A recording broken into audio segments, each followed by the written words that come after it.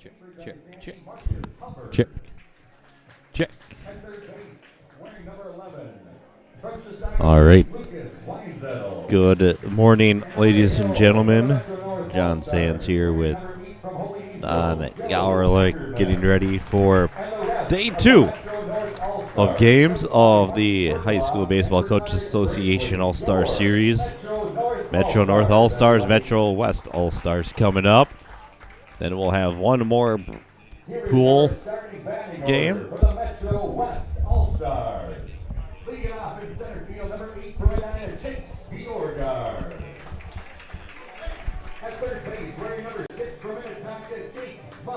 And then we'll have high school coaches and players introductions. And then we will have the third place game of the seeds. And then we will have the third place game, which is the 2 seeds from each pool. And then we'll have the championship game, which we already know half of that. That's going to be the North. And they're back in it once again. They've put together a pretty good run of pretty good group of kids out there lately from the North squad. Always seem to be in contention lately in this thing.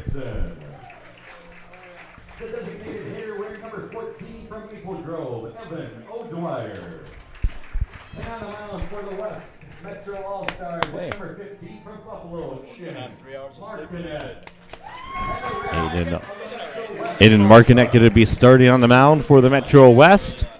And now we're going to get ready. National Anthem, and then we got this game for you here right here on the MSHSBCA YouTube channel.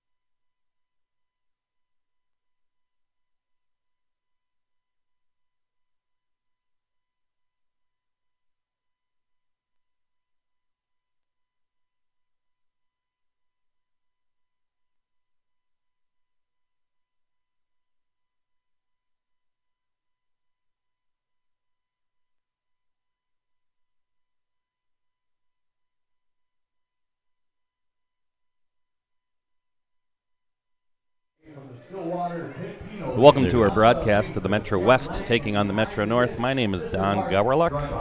I am the series director of this and also head coach at Coon Rapids High School. And we have John Sands with us, who is working with the Hopkins Legion program, and he's our game operations guru manager and does jack of all trades with what we have going on with the live stream. So just a disclaimer right up front, we are not professionals.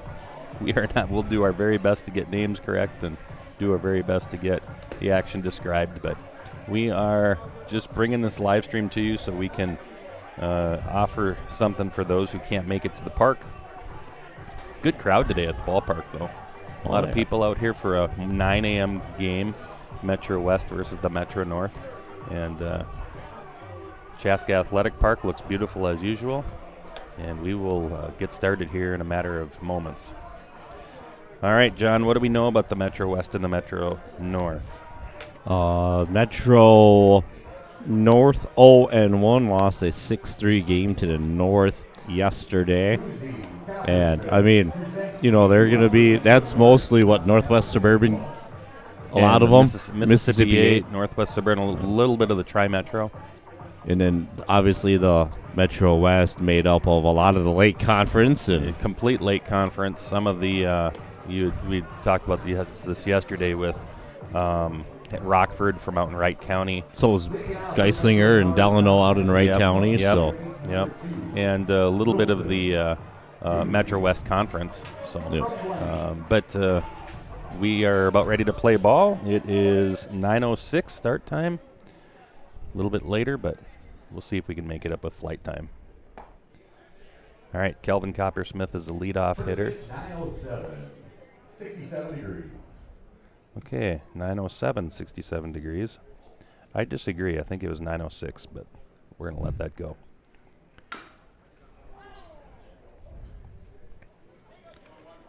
Oh, I'm sorry, it wasn't Kelvin Coppersmith. This is Wilson Guzzi from Blaine, the second baseman. Wilson Guzzi, real solid defensively yesterday.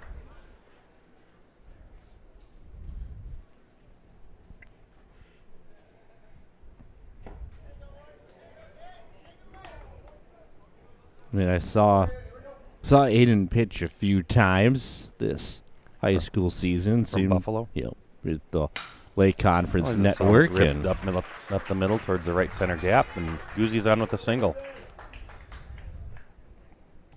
So the Metro North strikes first with the first base hit. I mean, I know we've already had questions from coaches obviously out here today talking about what if this happens, what if this happens. So, we'll do our best to kind of update everyone on the standings and the games for later on in the day as much as we can. The North is for sure playing in the last game, but this game determines, if someone will end up 0-2 and someone will be 1-1, so it'll be pretty clean and easy on 2-0, 1-1, 0-2. But that's the other bracket where everybody could end up potentially 1-1. So Guzzi at first, Coppersmith up at the plate. Lefty delivers. That was a hot shot off the facing of the grandstand and out to the, I believe that probably went pretty quickly out to the parking lot. People have to keep their head on a swivel as they enter the park. Yesterday, I swear we had about 50 to 60 foul balls that went out there.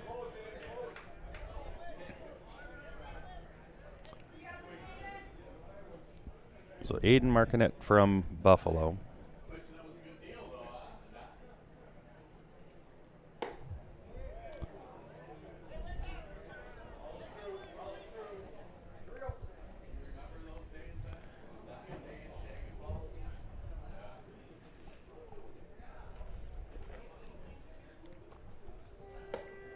So we went from 0-2 to 3-2. Makes you wonder if Guzzi will be off with the pitch. He singled up the middle if you missed it. Nobody out. Not much of a lead by Guzzi. That's fouled off into the parking lot. So that's foul ball number 2. I'm thinking I may keep some track of this. We have 2 foul balls in the parking lot because, doggone it, somebody should be out here with a auto glass truck.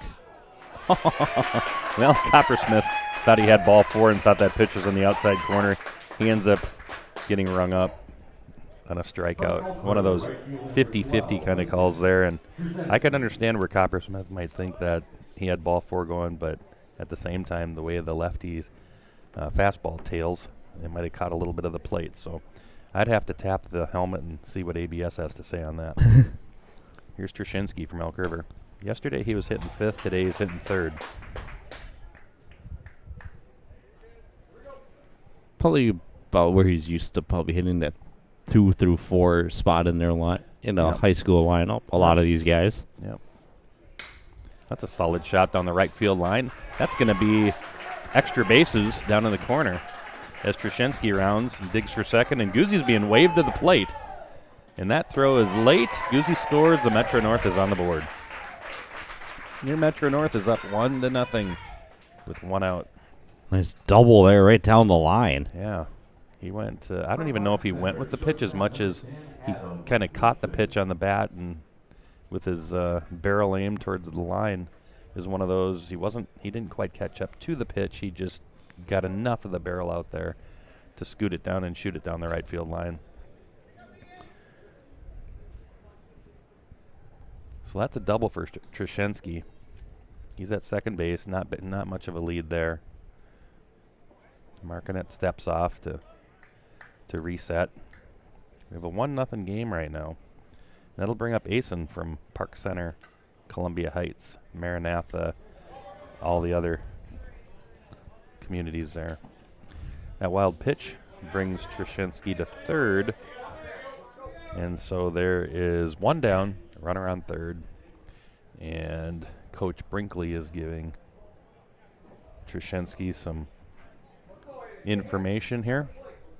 Probably telling him with one out, we want you to score if the ball's hit on the ground.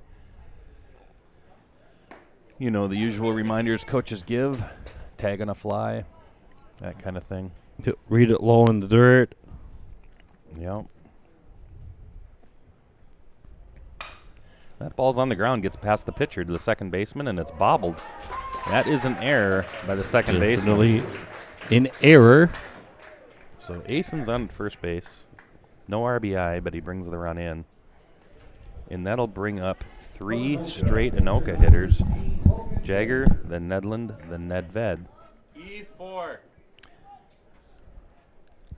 So the second baseman, Birkeland, bobbles that. On the infield, we have Brookins from Orono at first, Birkeland from Wayzata at second, O'Dwyer at short. He's from Maple Grove. And Mustard at third from Minnetonka. Mauser in left from Hopkins, Bjorgard in center from Edina, Cam Erickson from in right field.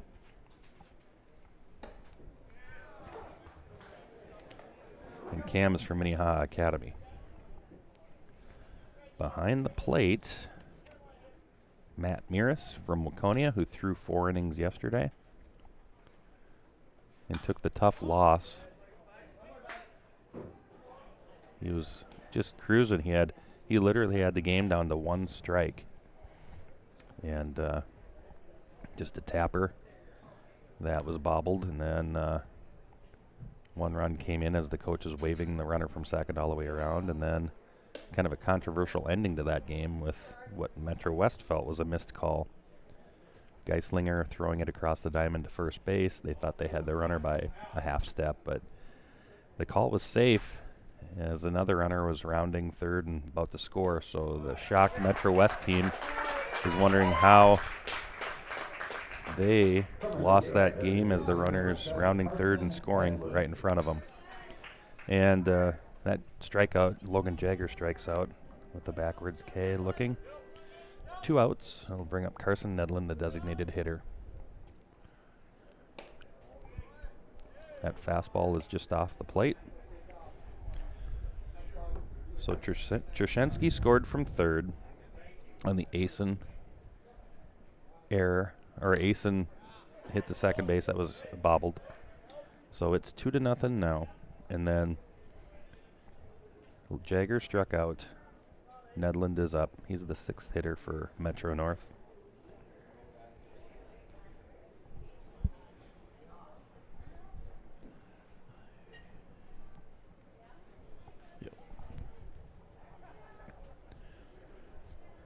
Nedland takes a healthy hack and a 1-1 pitch.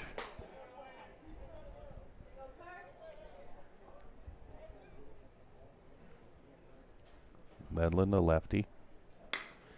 Oh, ground ball to first base, fielded by Brookins, and that'll end the inning. So, 2 hits, 1 Metro West error, 2 runs for the Metro North. And that takes us to the bottom of the first with a 2-0 Metro North lead over the West. For Metro North.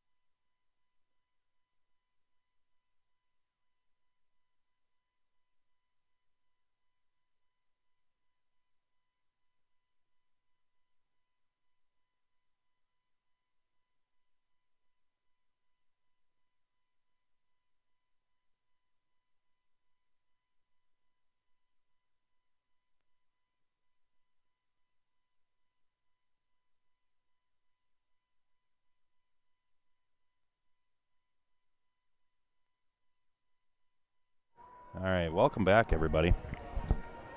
In the bottom of the first, there's a 2-0 Metro North lead.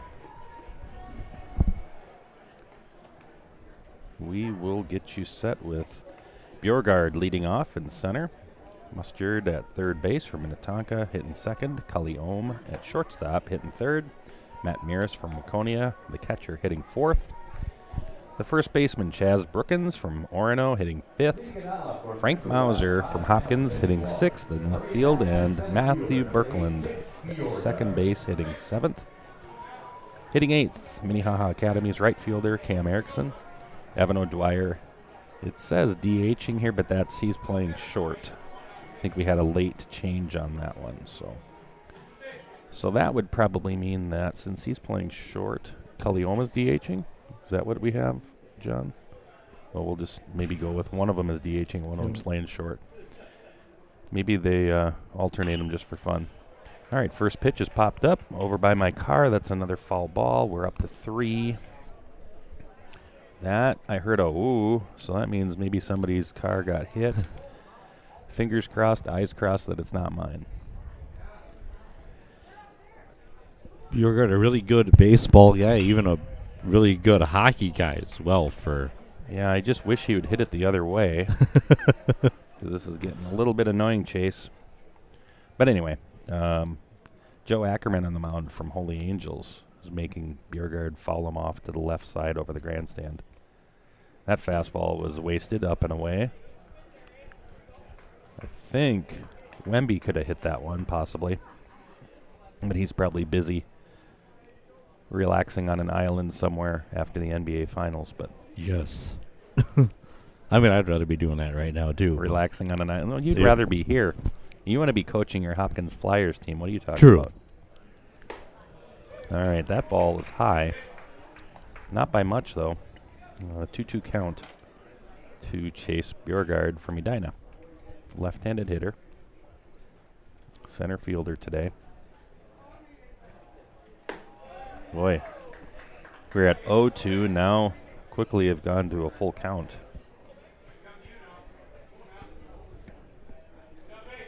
Well, the last thing that Joe Ackerman from Holy Angels wants to do after his team scratches out a couple runs is walk the leadoff guy. And we have strike 3 on a check swing. You know, John, we've seen more check swings this series.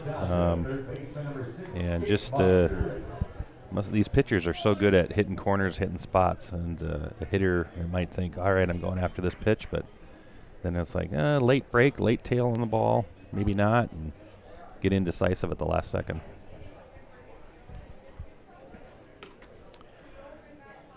Minnetonka's Jake Mustard is up next. Third baseman, another left-handed hitter. I think this Metro West team has a fair share of lefties in their lineup. Yeah, because I think their third hitter, Cully Ohm, is also a left-hander. It's a coach's dream. And at this ballpark today, I don't know if a left-handed hitter is ideal with a little bit of the wind blowing in from right. But let's hope somebody hits one hard enough so we can figure that one out. Yeah, I mean, this park, even yesterday, kind of played a little bit bigger. There's very little wind, so it kind of just got heavy yesterday, too. In the right field corner, you can't see it on your screen, but there is wind screen. There's a 4-pitch walk to Mustard. There's wind screen out and right, and that, when it's puffed out, you have the wind blowing in, and it's kind of done both. I've seen it puffed out at the 325 sign down the line, which I'll show you right here on the screen. And then it sucks in next to the fence, which means it's blowing out. So, you tell me, weather people. Something's happening and there's some wind out there. And I can tell it's a little windy because I can see the treetops moving from up here. So yeah, John sees treetops, so we know there's something going on. All right, runner at first is Mustard. We have Cully Ohm at the plate. He takes strike 1. Cully is from Waconia. He won the home run derby yesterday. 5 points, but he didn't get the bonus ball, so it was legit 5 home runs. One of them hit and rolled up and over the berm.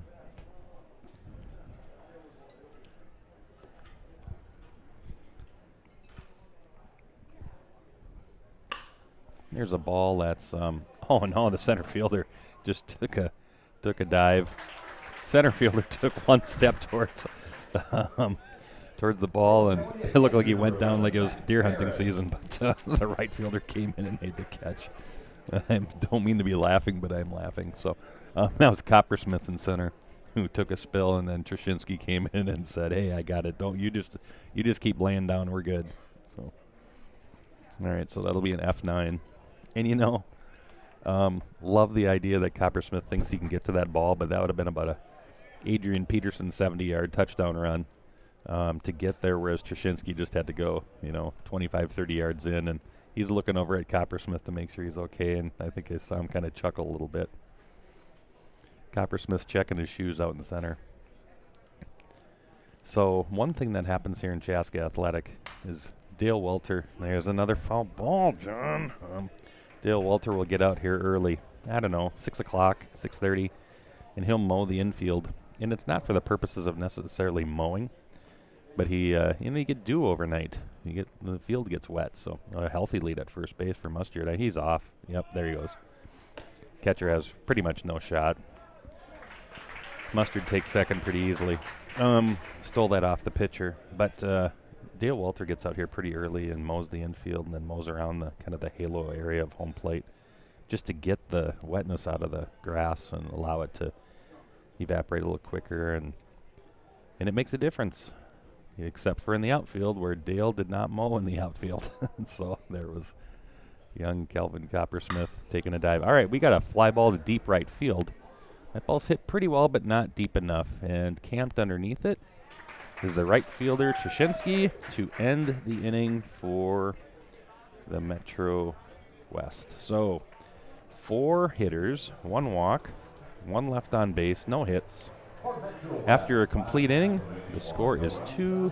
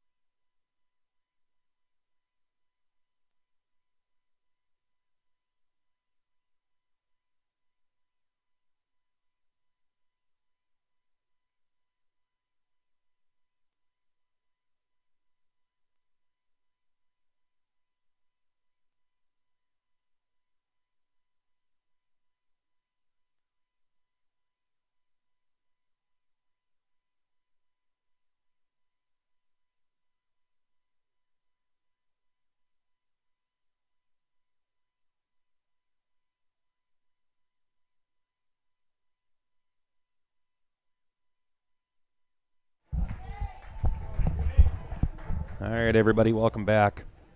We're going to start the top of the second with a typical leadoff hitter, but he's hitting in the 7 spot today, Jake Nedved from Anoka. He comes up to the plate. I think he had a hit yesterday, if I recall, at the left field. That ball's fouled off to the right side. Foul ball number 6 Of the day already. and it's the second inning. And I'm talking foul ball number 6 that's out of the stadium. That pitch is outside, so we have a 1-1 count right now. So you're going to see Jake Nedved, Marcus Hubbard from Cambridge Isanti, and Lucas Weinzettel from Chisago Lakes are the 3 scheduled hitters. Jake Nedved hits one up the middle, and that falls in for a hit. Nedved is on at first base. He is a threat to run. So We talked a little bit about stats yesterday when I was doing some of the games about stolen bases, guys who've done different things, and Jake Nedved stole 36 bases this last year. 36. And he didn't have to steal that one because that's I don't know if that might be pass ball, wild pitch. It's kind of a border, but it should have really been caught, I think. I feel like that's a pass ball. Yeah, it's a tough one, yeah. I know he's going up, but it's still like hit clearly in his glove and went out of his glove. Yeah, pass ball, wild pitch. Maybe we'll call it a passed pitch or a wild ball. So that fastball was off the edge. So Nedved at second, Marcus Hubbard at the plate. Marcus is a pull hitter, not being played the pull. Center field straightaway. Shortstop's actually holding the runner, so there's a big hole between third and short. Hubbard swings through that 2-0 pitch. 2-1 now. So Hubbard from Cambridge, he's playing first base today. He caught yesterday, so pretty versatile player. And he swung through that one, so we're at a 2-2 count. So no contact yet for Hubbard. But he's taking healthy swings. They're checking Nedved at second. Ball high, so we have a full count to Hubbard. So if you're Metro West, you obviously want to get Hubbard out and not allow Nedved to advance. If you're the Metro North, you'd love to see ball 4 right now. That ball is fouled out to the right side. Another one out of the stadium. Correct. So Hubbard is battling here, full count. Nobody out. See Craig Anderson in the building. Celebrity sightings. So Craig Anderson. But Marcus Hubbard strikes out on a Martinet fastball away, down and away. Just the one contact for Hubbard on the fall ball, but strike 3. So there's one out. That brings up Lucas Weinzettel, who is playing third base today. He's from Chisago. Nedved brings a bunch of laundry over to Coach Bergeloff at first base, who notices that there's some laundry on the field, picks it up. Nedved has a Arby's sliding mitt over at second base, and he's just waiting for a chance to. I bet he's looking to take third. No lead though, he doesn't have enough of a lead to do it.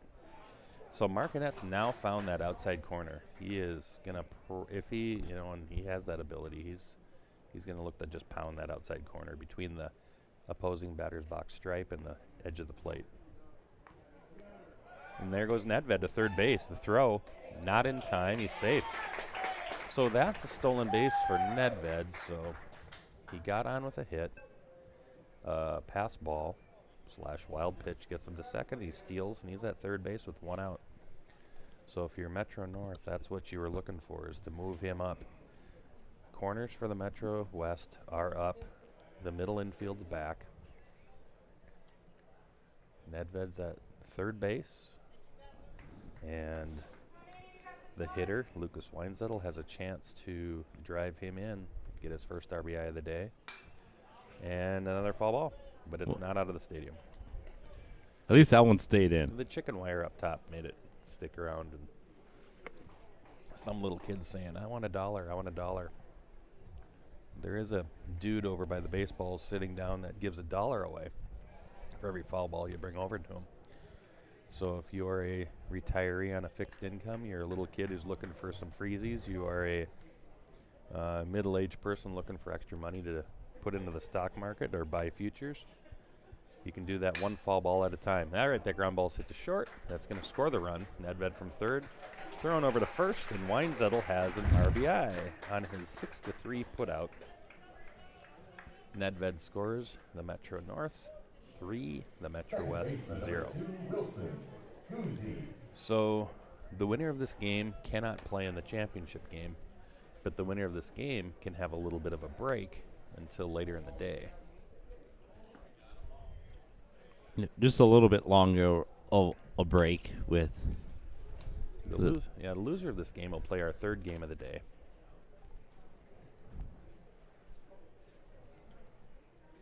Oh, my, that breaking ball went right around his backside. Hey, you get a Lefty on lefty, and it went around, completely around his back. pretty impressive. Yeah, and the hitter didn't flinch. Surprised it didn't hit his Arby's mitt in the back, or his cooking mitt, oven mitt. 3-0 swing. I love it. That one, I don't know if that left or if say that's. then. I think it is. I think it's that out. fell into the dike system Yeah, back there. Yeah, that might be wet. All right, Just a little wet. Umpires looking around saying, hey, baseballs, dudes. Guzzi on a 3-1, takes ball 4. So Guzzi had singled. Now he walks. He's a threat to steal. Coach Scott Hackett brings a bunch of baseballs over to the umpire. But, okay, so I'm going to look at Guzzi's stats. I don't know if they're fully complete, but hit 379. It says here he had 2 stolen bases, but that just, maybe he hit a bunch of doubles. Nope, he didn't. So, anyway, he's your leadoff guy with just a couple of stolen bases. Jake Mustard on the other hand, on the other team, he's one of their leaders for Metro West, and he's already had a stolen base too. So, a couple of stolen base guys with Nedved and Mustard. But the next hitter is Calvin Coppersmith, who we know has stolen bases. He hits that down the third base line. That's fair. That's going to go extra bases. What? No. Guzzi stops at second base. Well, okay. We'll say it's the right decision because its play is right in front of him, and he doesn't want to make that last out at third. But you kind of wish the guy at least, well, he gave it a good attempt. Probably very smart, and me, who never had speed to make it like that, is always jealous of guys, and you want them to take the extra base. But that's a nice shot down the left field line. Calvin Coppersmith with the single.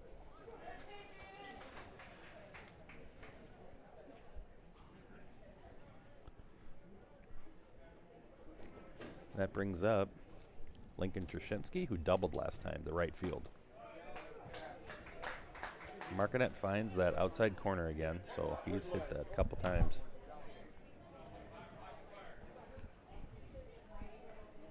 So Coppersmith has 25 stolen bases. Talking about stolen bases before. The speed that the Metro North has is pretty much with Nedved and Coppersmith. A little bit with Scheller, too. He had 12. That ball's hit the center hard, but right at Bjerregaard. So the Metro North strands 2, but a solid line drive by Trushinsky. Nothing at all to feel bad about. That is the top of the second. The Metro North adds another run, and they're leading 3-0.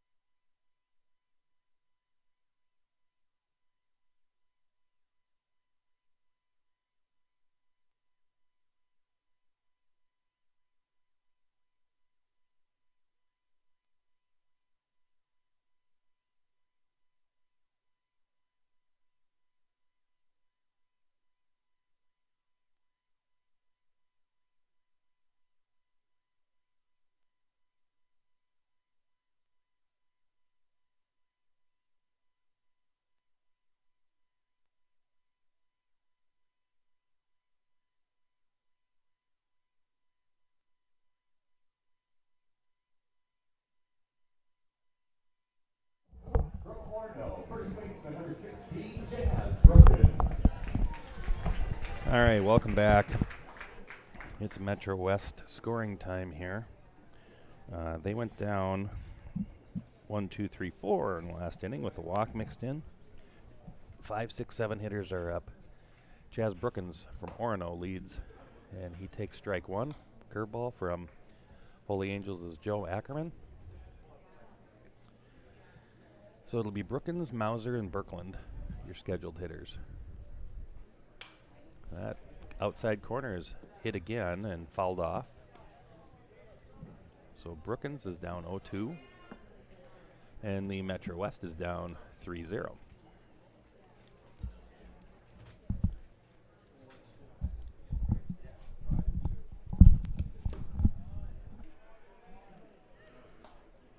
All right, so that pitch missed just a hair outside.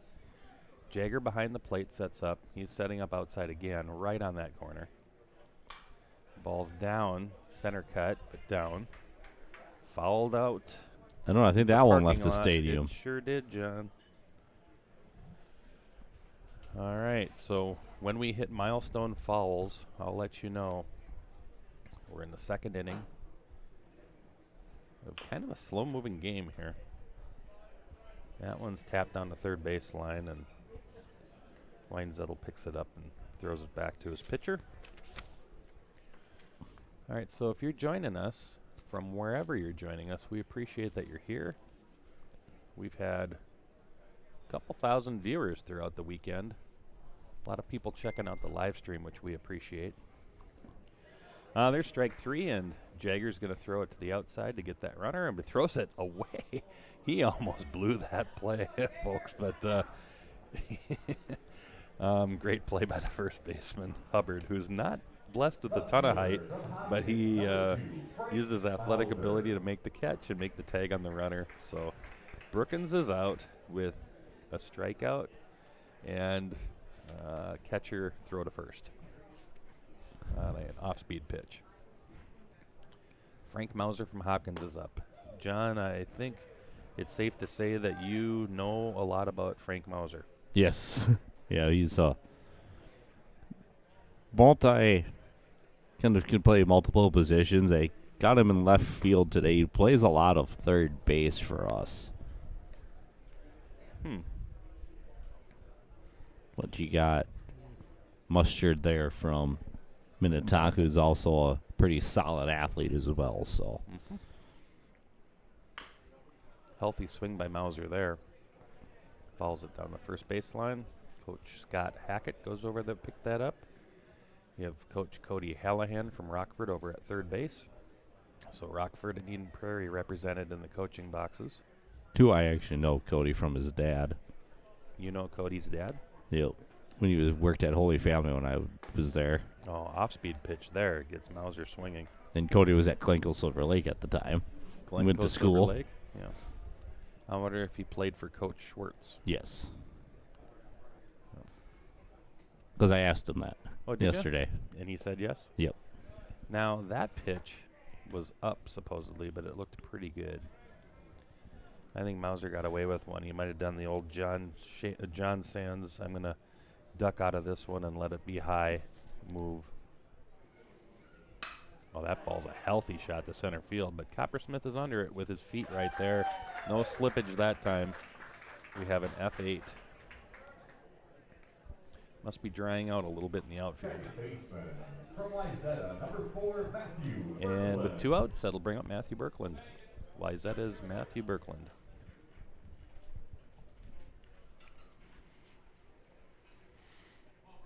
Well, Ackerman's cruising along here. I don't want to jinx anything for him, but good block by the mask of Jagger. It goes over towards the first base dugout. But Ackerman has been he's been effective. He's thrown strikes, enough balls to keep people off balance in the sense of, doesn't always have to be perfect. And that ball hit the second base, and that's just a typical out that he's been getting, a 4-3 out. So he's had a strikeout, F9s, F8, 4-3, strikeout. So keeps his defense active. And after 2 complete, the Metro North 3, Metro West, nothing.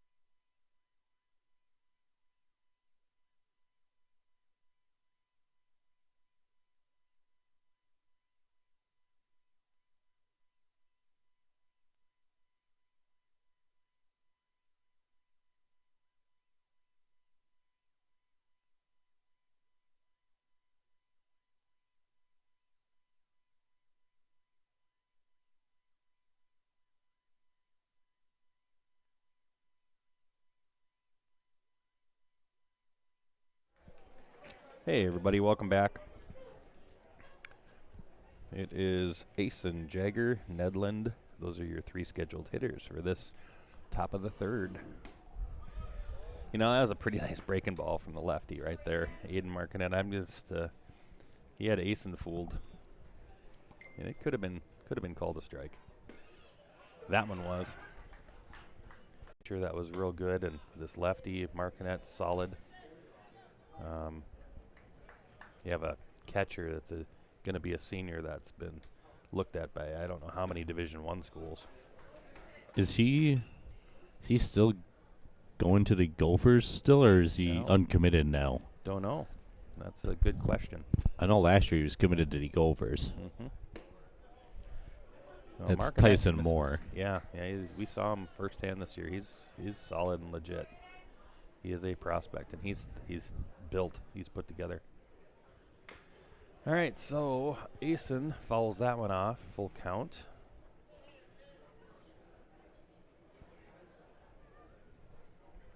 It'll be Asen, Jagger, then Nedland. Ned. All right, ball forward. Asen, he's on base now. For Jagger, who struck out today. He struck out yesterday a time or two. Time for him to put the bat on the ball, he's thinking. And the Metro West is thinking, all right, if this guy struck out, maybe it's a strikeout, throw him out situation here at some point.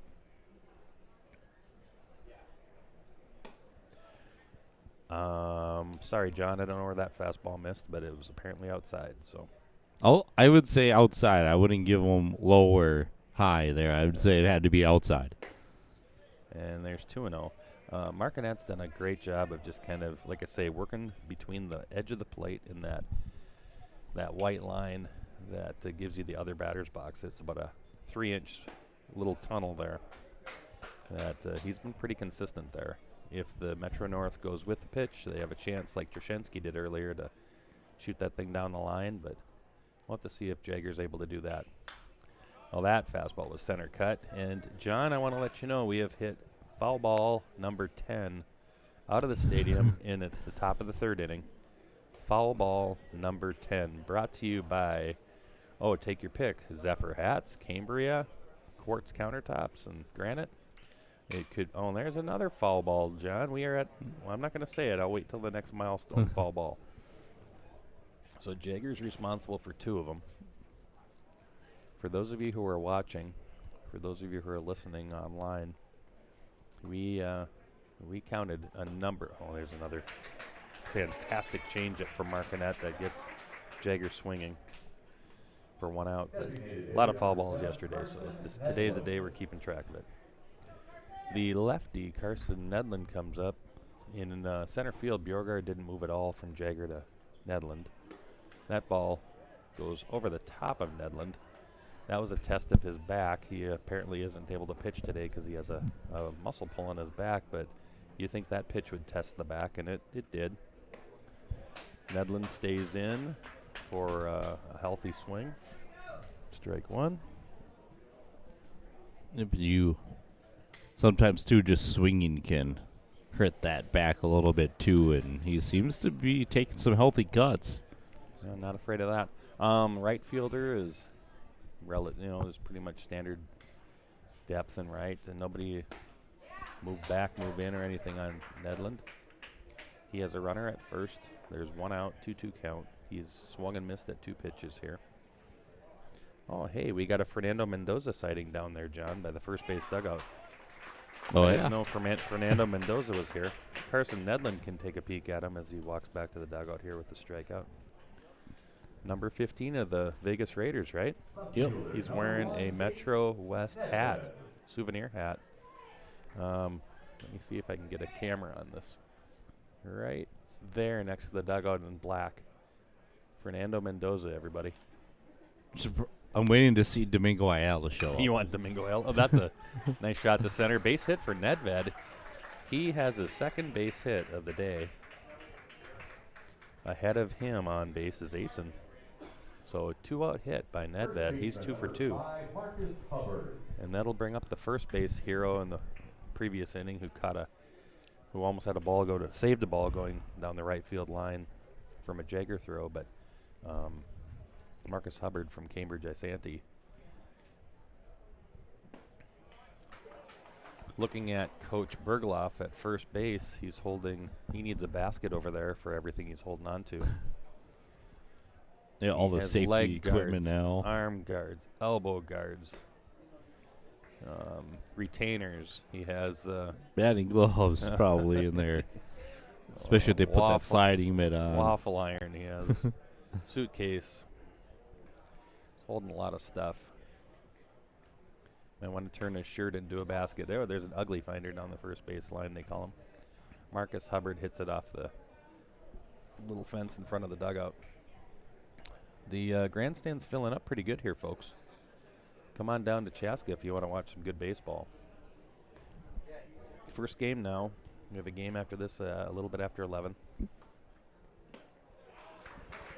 Hubbard strikes out, and that will end your inning. So 1 hit, 2 runners left on base after a walk and a hit, but yet Martinet strikes out the side. He has 6 strikeouts on the day, so no runs on 1 hit, and the Metro North, after 2.5, leads 3-0.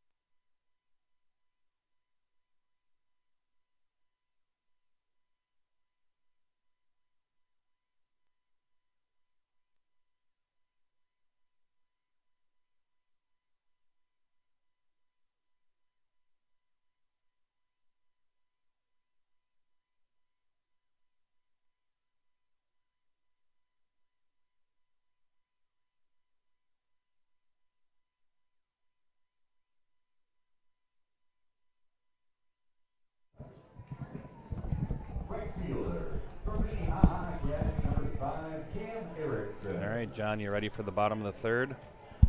Cam Erickson from Minnehaha Academy leads off. Then it's Evan O'Dwyer from Maple Grove and Chase Biergard from Edina as your 3 scheduled hitters. And there's strike 1. Ackerman from Holy Angels is your pitcher. Is that still Jim? Is it Jim Page, or is he a different coach at Holy Angels now? Mike Rothstein, maybe? Oh, okay. Yeah. I think he's been there a while. You know, funny thing, we have this little book in front of us that only costs $15. Has all this amazing information in it, including their coach. So let me check. You were asking about who again, John? Ackerman. He's the North pitcher here. Let's take a peek. Mike Rothstein. Holy Angels. I can't remember how long it's been, but I still remember Jim Page over at Holy Angels. Boy, you're old. When he had Joe Loftus and. Oh yeah, you are old. But that's okay. We don't have a problem with veteran status.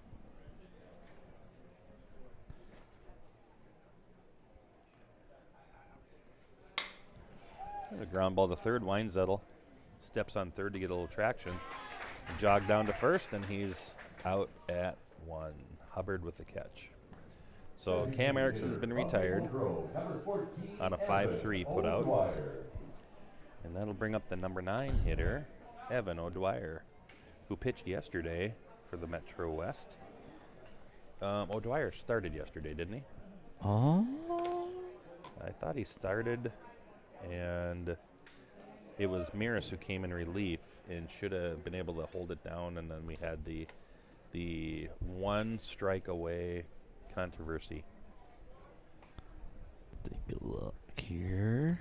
Well, an error than controversial called. Well, that ball scorched into the first base dugout. We call that an ugly finder. And who did it find down there that's really ugly, John? I don't want to say. I'll get complaints and comments in the chat about, hey, how dare you call my favorite player ugly? Yeah, O'Dwyer started, then Maris came in. I was going to say it might have hit Carson Nedlin, is my thought.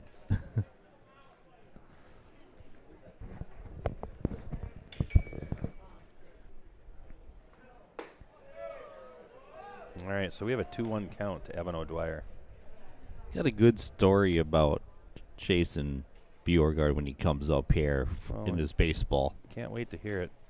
Evan O'Dwyer hit .327, had a home run on some stats that are a little bit limited. That's the thing that makes it hard is when they don't give us updated stats or give you a full stats. And you take what you get. Trying to promote these kids the best we can with the information we have. Well, so we have now gone to a full count. Does O'Dwyer need a lot of promoting? Let's see where he's going to school. He might not. He might just say, you know what, I'm good. He's going to Augustana. He's going to a good place. But never hurts to promote him properly. Good baseball program down there as of late at Augie. Oh, for sure. All right, second walk. Evan O'Dwyer draws a walk. So, the first time through the order, no hits for the Metro West. 2 walks. So, Bjorgard's coming through. John, you said you had a story about Chase Bjorgard. So, I coach at Hopkins Legion. We played in a wood bat tournament in Delano, and we were talking about how good of a bat he is, and we're all like, well, can you translate that to wood bat? On the first pitch he saw against us, I think he took it about 390 to left field at Delano, and we're just like, yeah, I think he can swing both wood bat and metal bat, and he had like 2 or 3 home runs that tournament. Wow. And he's just he's a guy that you look at his size, he just got good bat speed and bat control, and he's a little taller, yeah, but he's got that bat speed's all that really matters. It doesn't matter how big you are or whatever, as long as you have that good bat speed and you can catch up to that pitch. Well, Bjorgard's put together. No question about that. That ball's hit down the left field line. There's a long run by the third baseman. Ooh, almost made it. Left fielder takes the charge over there, third baseman. Still landed harmlessly in foul territory, but heck of an effort by those guys. I am also moving the camera as I talk, so sorry I couldn't quite get that over there quick enough, but trust me, you didn't miss anything.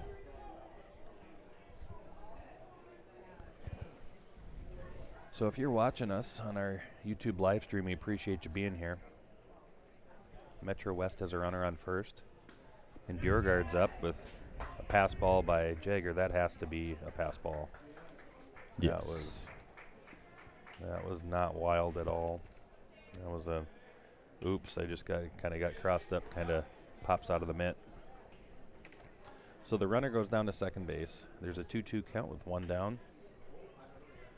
Your Metro North leading 3-0. 2 strikeouts, 2 walks for Holy Angels' Joe Ackerman. That was where the crowd reacts to that one, and I don't blame them one bit. Apparently it was low. Full count.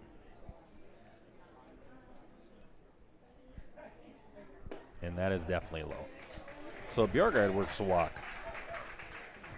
So the only issues we have by the Metro North are self-inflicted issues with 2 walks.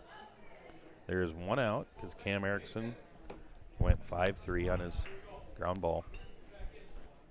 Third baseman to first. And then he walked the next 2 guys. So Jagger goes out to visit. So they're both kind of looking at the umpire saying, yeah, that 2-2 pitch, that was so good. Let's just reset and try again. Little do they know, Jake Mustard is ready to go for Minnetonka. And Mustard loves to hit because he had 6 home runs and 27 RBI and 36 hits this year. So with a healthy .449 batting average. Did he have? He didn't have a few doubles and triples. Sure, in he there. had doubles and triples, but he still had 6 home runs and Yeah. 7 doubles. He's got some speed too. Yeah, he stole a base earlier. So, Ackerman trying to work out of a jam.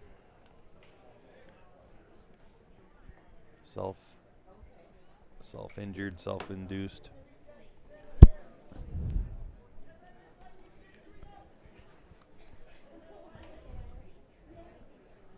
2-0 count. Pitch is on the way. There's a healthy That's foul ball. in the parking lot. It is. It is.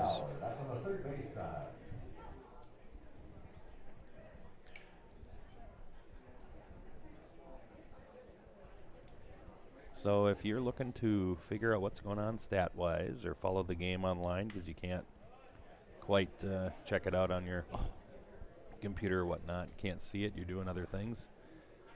You know, Game Changer's a way you can see what's going on with the game stream. You can listen to us on the YouTube channel. Good. You can watch and listen. Good call on that. I forgot to do something earlier today. That's not possible, John. How could you forget? Oh, there's a solid base rip to right out to Trushinsky. Picks it up on a clean play. Thrown to the plate. Cut off there is late, but the tag is applied by Jagger, and the runner's out at the plate. Sometimes it's a good fortune to have your cutoff man get there late because that ball went right through to Jagger, who makes the play at the plate. That was a solid throw by Trushinsky. An outfield assist from the right fielder. Now Mustard gets the hit. The runners try to advance 2 bases. One of them is successful. The other one's gunned out at the plate. So Evan O'Dwyer, 9-2 on the putout. There's 2 outs. Yep, hold on. Coach Hackett's got to go pick up some gear. He has both hands full right now. I don't know if you saw that on camera.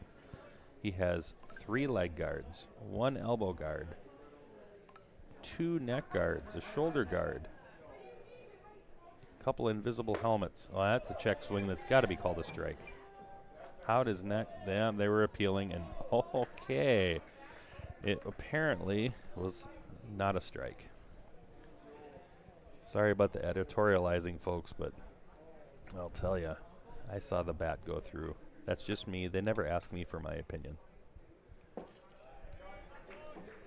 So we're at a 2-1 count for Cully Ohm from Waconia. So Mustard at second. He advanced on the throw to the plate. Beauregard at third, who was held up there by Cody Hallahan, the coach. We're at a 3-1 count. Nice stop by Jagger back there. One of those real short hops. Cully Ohm is in a fantastic situation to be able to knock in a couple runs. If you are Metro West, you are glad to have Cully Ohm up right now because there's a huge gap in right center. There's a huge gap in left center. And instead, it's ball 4. So 3 out of the last 4 hitters have walked. All 4 have reached. Number 11, Matt Maris. So here comes Coach Bernard Brinkley. He wants to talk to the infield. He wants to talk to Ackerman and maybe get his first and third defense set. Here comes Coach Hackett. Let's see what he has here. Look at all that gear he has. Look at that. He is walking over what looks like 3 loaves of bread, a bag of oranges, and a bunch of Skittles over to his dugout. He's dropped some. Putting it back out there. Walking all the way back. Oh, no, look at him hustle. Look at him go. There he goes. There he goes. John, look at him go. That's Coach Hackett right there. He's hustling. Wow. So, bases are loaded, full of green guys.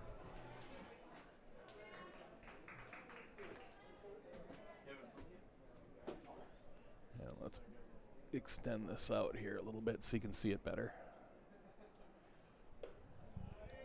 And ball one. So, the Metro West is excited because they got one of their power hitters, Matt Maris, who had a bunch of home runs this year for Orono. I'm sorry, for Waconia. And Chaz Brookins is up next from Orono. But Matt Maris from Waconia up. Big left-handed hitter.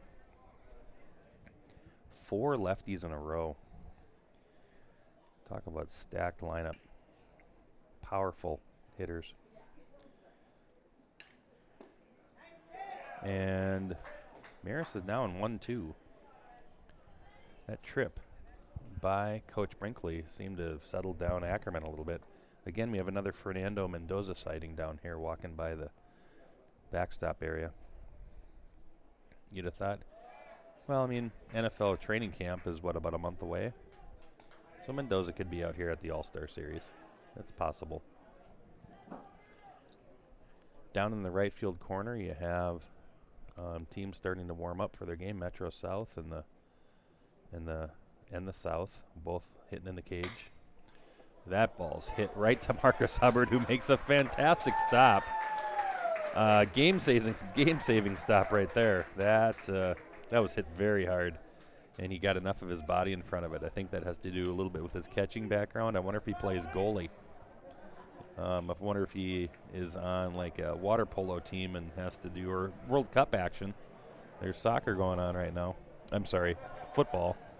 But great stop by Marcus Hubbard to save that inning for the Metro North after 2.5 of a very slow-moving game right now. We're already an hour into it. 3-0 for the Metro North.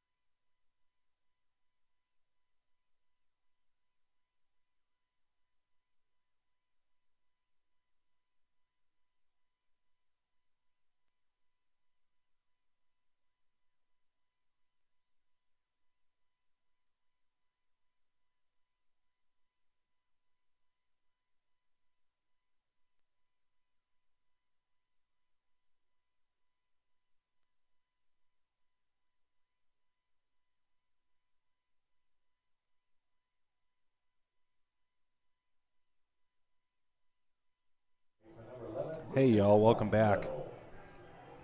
We have Lucas Weinzettel leading things off from Chisago. And then it's Guzzi and Coppersmith as our scheduled hitters. And this will be their, well, Weinzettel's second time. I'm seeing, well, we have a different pitcher out here. Is it Geislinger? Sure looks like it could be Brody Geislinger. And a curveball hit past the third baseman, diving attempt. And Brody Geislinger greeted with a single by Lucas Weinzettel. Single past the third baseman, which will bring up Will Guzzi from Blaine, who singled and walked. And then Calvin Coppersmith, who struck out and got a hit. And they just would love to see Lincoln Trushinsky get up because he doubled earlier.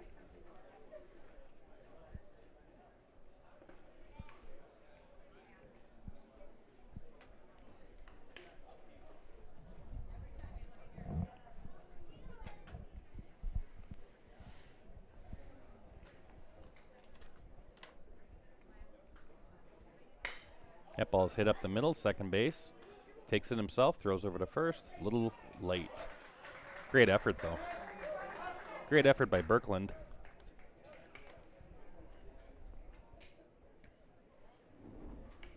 Weinzettel out at second. On a Center fielder, second base unassisted play. Coppersmith. Kelvin Coppersmith had a single down the third base line. So Brody Geislinger from Delano is your pitcher. He takes over from Martinet. That pop up to first base and is caught by Brookins, who almost knocks over Coach Bergloff, who I don't know if I've seen Coach Berge move that fast. Right fielder, number 12. Look at that. He's right over there. You can see him on your screen. Checking out his knee. I wonder if he did something there. That poor guy. Comes over here and coaches in an All-Star series. Has to get out of the way. Almost gets taken out. There's strike one. To Trashensky. Runner at first. Not much of a lead.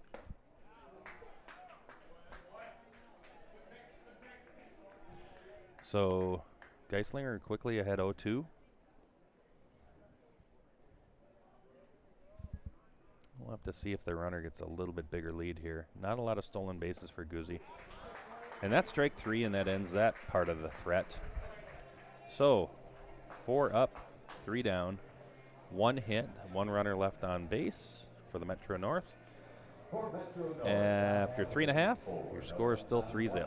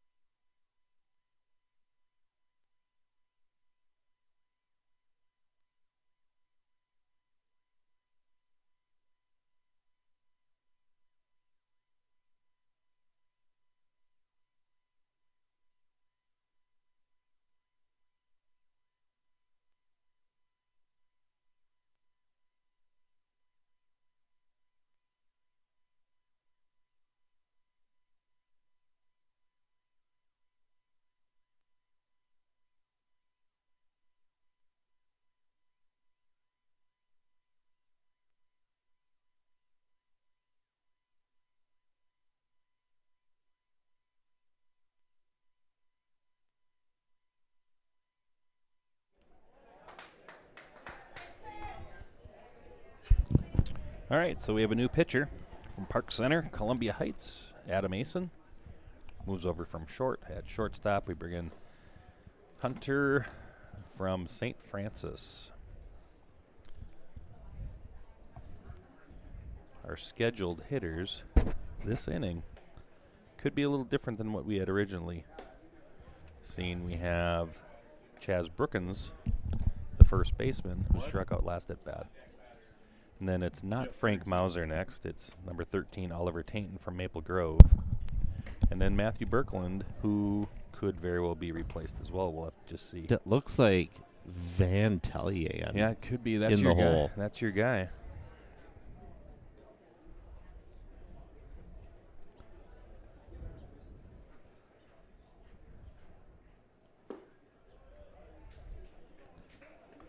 So it's a 2-2 count right now. This is the time of the game when players and lineups start to change. It's an all-star series. You get people into the game. Ball lifted to right. Trushinsky's camped underneath it, and that's the first out of the inning. So Brookins is 0 for 2. Oliver Tainton, another left-handed hitter, comes up from Maple Grove. He doesn't have any at-bats yet. He's coming in for Mauser, who flew out to center. And it appears, and John Sands has talked about this a little bit, that Van Tellier is coming up. He'll be on deck, or he is on deck. And that is confirmed, so.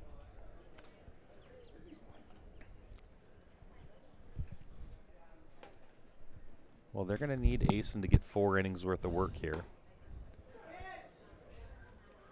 From what we've been hearing, the Metro North is a little thin on pitching this weekend because they've had a couple of surprise tweaks, injuries, whatever you want to call them. They came in seemingly being one of the healthier teams, and then all of a sudden, this last week, there's been a series of some small nagging kinds of injuries. But they're leading 3-0 right now. And I mean, the unfortunate thing with the injuries and those little tweaks is that it's not going to change our you only get 5 innings rule. It still have to work around that 5-inning rule. We're not going to change that. Yeah, we might see some surprise arms here at some point. There might even be a Jake Nedved pitching sighting. That ball's popped up. It's in foul territory. A third baseman giving chase. Hits the top of the dugout. It's out of play, but not out of the stadium. Hail damage. Yeah, hail damage to the dugout. Maybe they'll get those roofs lifted up yet. They were talking in here in Chaska about wanting to get the roofs put up a little higher because people sitting on top of the bench, when they get off the bench, they hit their head, which, you know, could be solved by looking around first, but also conveniently, you have a higher roof. There's no danger. You don't have to worry about looking around. You can just be you and hop off that bench. So I don't know, John. I'm or have a true dugout and dig it down instead of build the roof up. Maybe they're worried about, you know, drain tile and all that and flooding. But I don't know. I'm kind of one of those guys who tends to look around before I leap, I guess. Yeah. But apparently not everyone's that way. So 1 down. Tainton up with a full count.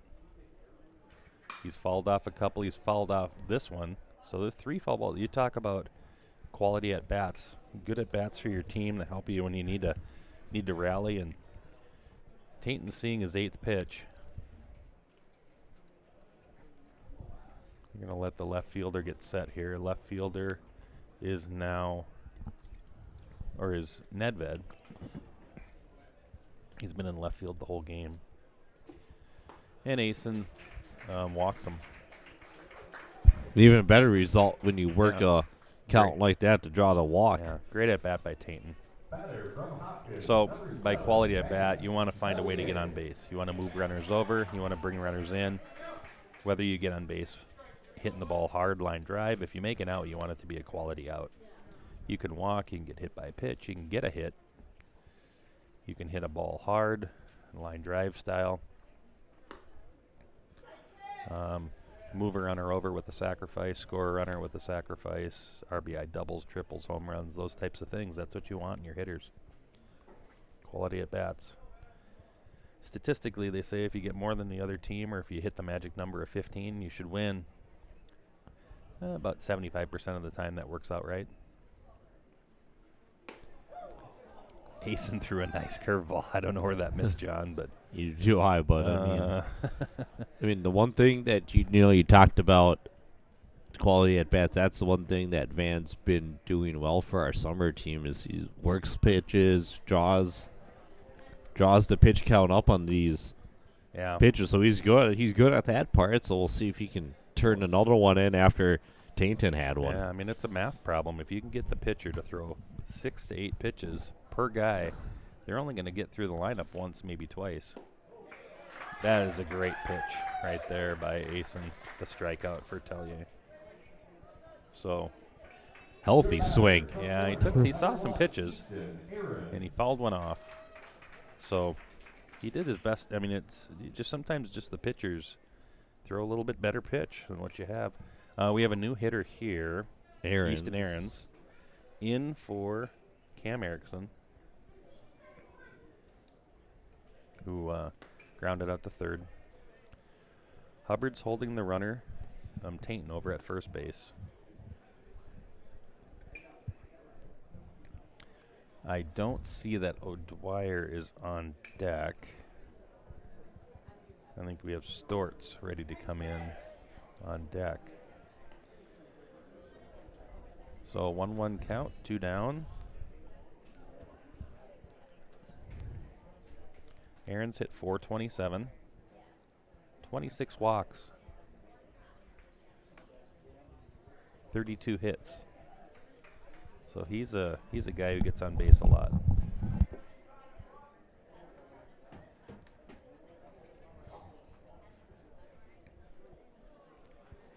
Next game features the South and the Metro South.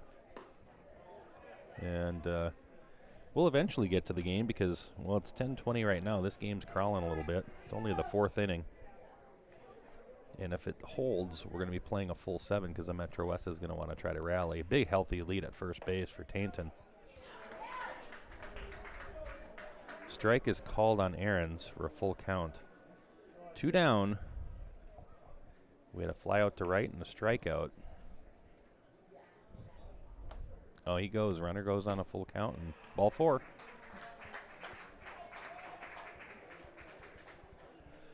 That'll bring up the new hitter. Oh, I'm sorry. This is Geislinger. Batter is number 10, Brody Geislinger. So Martinet was DH'd 4. They must have lost the DH and just said, all right, Geislinger, take care of business here because we have 2 runners on for you and we need you to be a hero. Hit one to the gap or hit one over that 355 sign out there and left.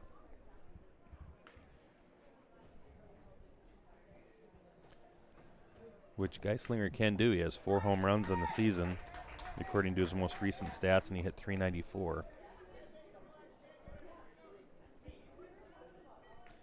But Ason's quickly ahead 0-2.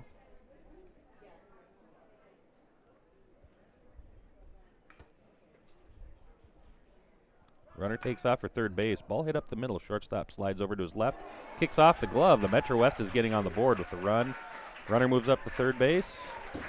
So that error, which give the shortstop a little bit of a break. The hop was tough, but that error will lead to a run for the Metro West. They're on the board in the bottom of the 4th. Yeah, E6. E6. Yep. So they're going to courtesy run for the pitcher. Geislinger doesn't get a hit, but he gets the job done and brings a run in.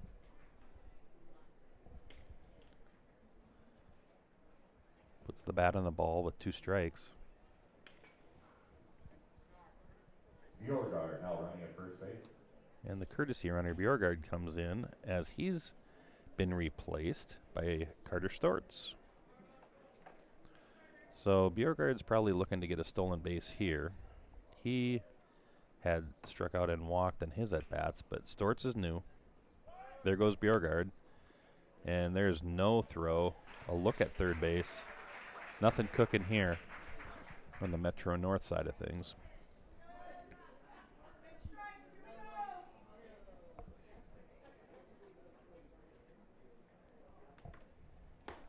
That ball's right down the middle. So Asen relieves Ackerman. He struggled a little bit.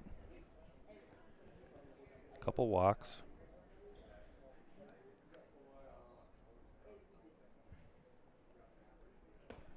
An error on the defense. It's been a long inning for the defense.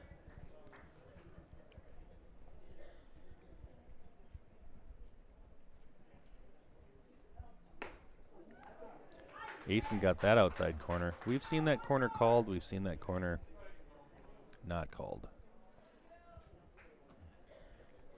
Asen got it that time.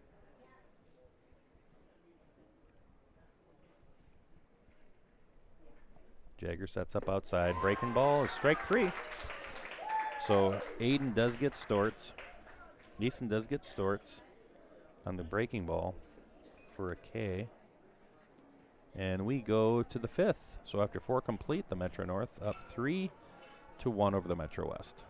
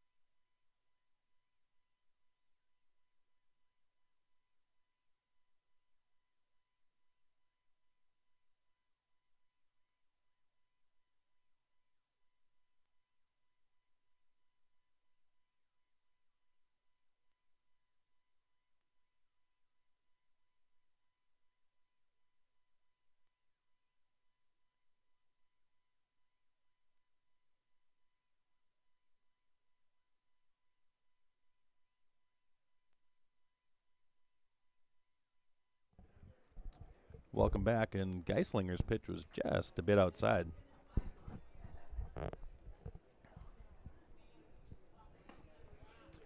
Your hitters for the Metro North this inning. You have Adam Asen from Park Center, Columbia Heights, Logan Jagger, and Carson Nedland are your scheduled hitters. And they all have helmets on, and it seems like they're going to stand for their at-bats. The Metro West has started to make some changes. The Metro North, they haven't really done as much in terms of changing. Asen fouls that off. He's down 1-2. So Asen grounded to the second baseman who made an error, and he walked.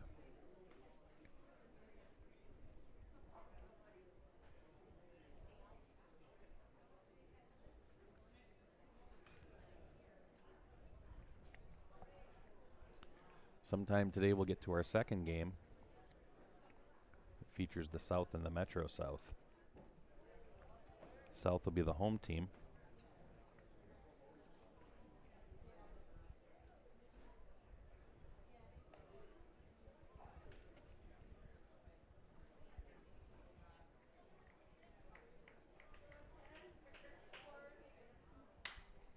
That ball skied third base side and caught by the third baseman. You know, if you couldn't see that, here, take a look. Pretend that the ball's still in the air and the third baseman's back over there making the catch. And there you go. You can use your imagination on that one. Sky high F5.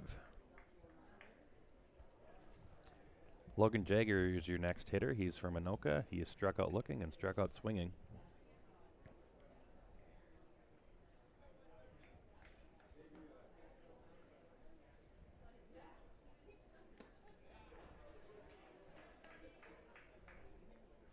And that first curveball's a strike. Geislinger from Delano played some great shortstop yesterday. Smooth. Pretty solid on the mound, too. 2 curveballs. Metro West is playing Jagger slightly to pull.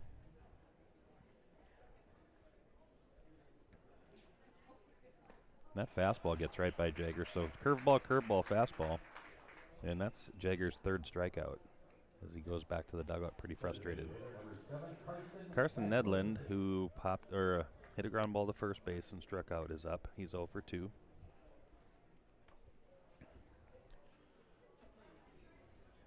Nedved on deck. Nedland up right now. Takes ball 1. Nedland takes a healthy swing for strike 1.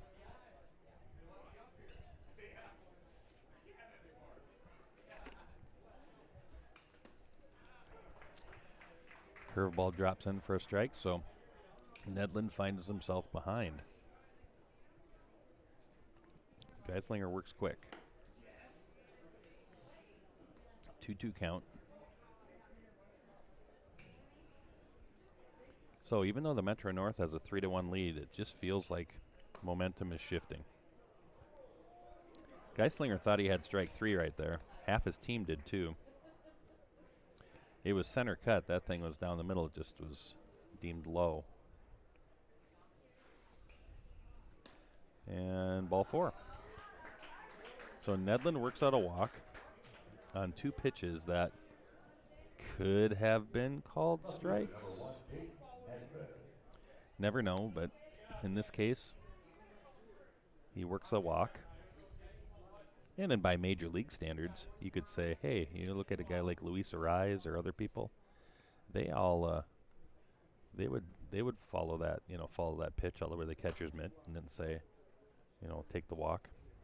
So just maybe we're not used to that in high school as much. On deck is number 4. So Hubbard will be out. He's on deck. Number 4 is Scheller. Metro North would like to get to Scheller. He had I think a double yesterday, maybe a triple. Nedved, 2 for 2. He's down 0-2. There's 2 outs. Metro North has a 2-run lead. Jake is number 2.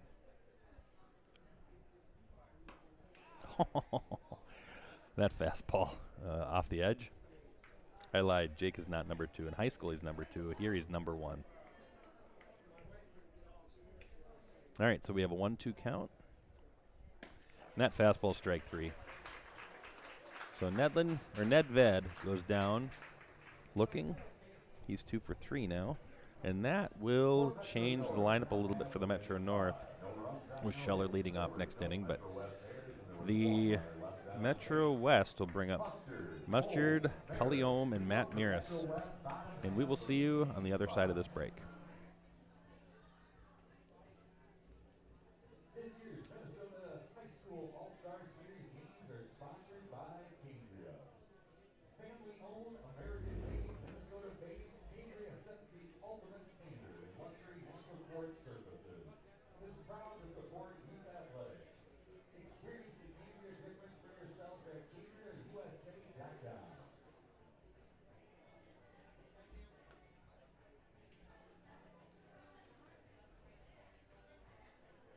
Entering the ballgame for Metro North, number 4, Danny Scheller. Scheller in the ballgame.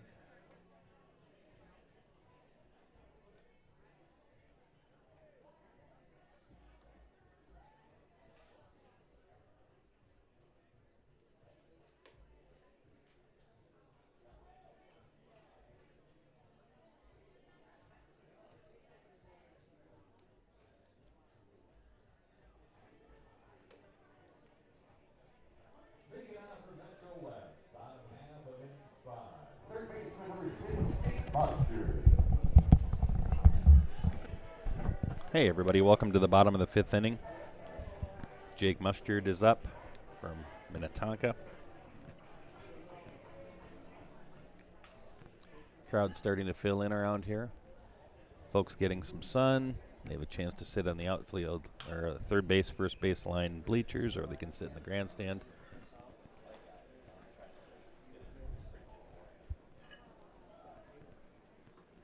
We see Chaska Fire here. We had an appearance by Fernando Mendoza earlier. Good crowd today.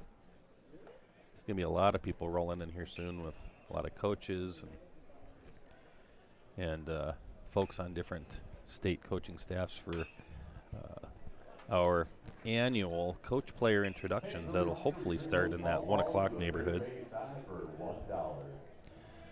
So Mustard leading off with the 1-2 count. Then it's Waconia's Cully Ohm, Waconia's Matt Miras. So that was foul ball out of the stadium, number 15. 15 foul balls in 5 innings. Not even 5 complete.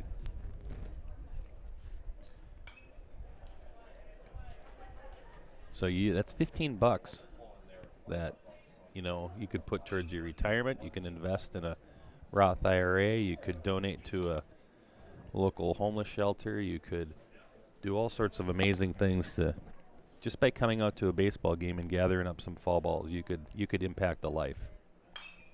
You could donate to the Schmaker Foundation. A lot of things. That's number 16, folks. A little short on cash. Come down here, pick up some foul balls, bring them back, and get a buck. And it's the best part about getting that dollar. It's from Dale Walter. So you know those dollars haven't seen the light of day. All right, so we have a 2-2 count on young Jake Mustard from Minnetonka. Left-handed hitter. Talked about all these lefties that the Metro West has. There's another foul ball. Pretty amazing the amount of foul balls that have been hit. But I'm not going to talk about that as much anymore. I'm going to talk about all the amazing contact these guys are making and hanging in tough, having good at bats, working counts, working pitches. Park Center's Adam Asen, he is having to battle through a tough lineup. Almost hits Mustard, and Mustard didn't do anything to Adam Asen. I don't understand where the angst is coming from, huh? All right, full count, nobody down. Mustard is your leadoff hitter. Ball 4. Good at bat by Mustard, working out a walk. He stole a base earlier today, so he's been on 3 times. That'll bring up Cully Ohm. We have a new first baseman over there named Danny Scheller from Andover. Not sure he's played a lot of first base. But, hey, if you want to get in the lineup, you'll play anywhere, right? It's an all-star series.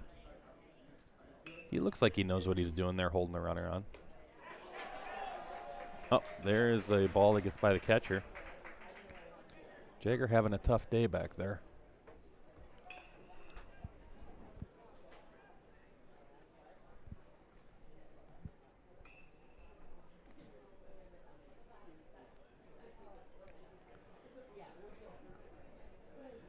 Runner at second. Cully Ohm at the plate with a 1-0 count. Adam Asen on the mound. And that ball's high. I'm wondering if the Metro North is going to start getting somebody warmed up down in the pen. I don't see anybody going down there except for some Metro South guys watching the game and taking some BP. I think they need to get a couple innings yet out of Asen, from what I've heard in terms of the depth they have on the mound today. So 2-1 count, definite hitters count, a chance for the Metro West to get this game a little closer within reach. Asen is outside. So we're 3-1. Asen working hard out there. You can see he's working up a sweat a little bit here. And he walks him. So back-to-back walks to lead off the inning. Wouldn't surprise me at all if we get a potential double steal.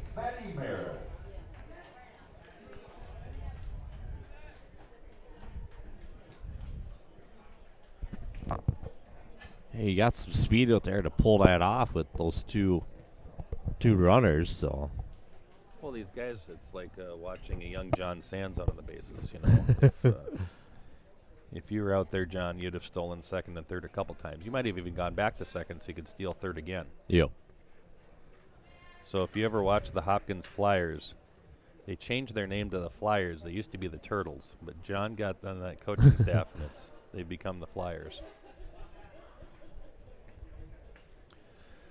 Matt Mearis up with runners on first and second. It just takes one swing to take the lead. That ball's hit hard down the first baseline. Foul. They seem to have got the timing down a little bit now here and catching up to Asen. Oh, yeah. It's maybe not as much catching up as telling young Adam Asen, here's what we're going to do. It's another foul ball out. Down by Mark Wilson down there in the corner. Twin Scout, right? Phillies. Mark has his usual rocking chair down there. Could be sitting by retired coach Rob Fornacier down there. Looks like Forney down there. Fornacier was with the Gophers, though, wasn't he? For a long time, Yeah. yep.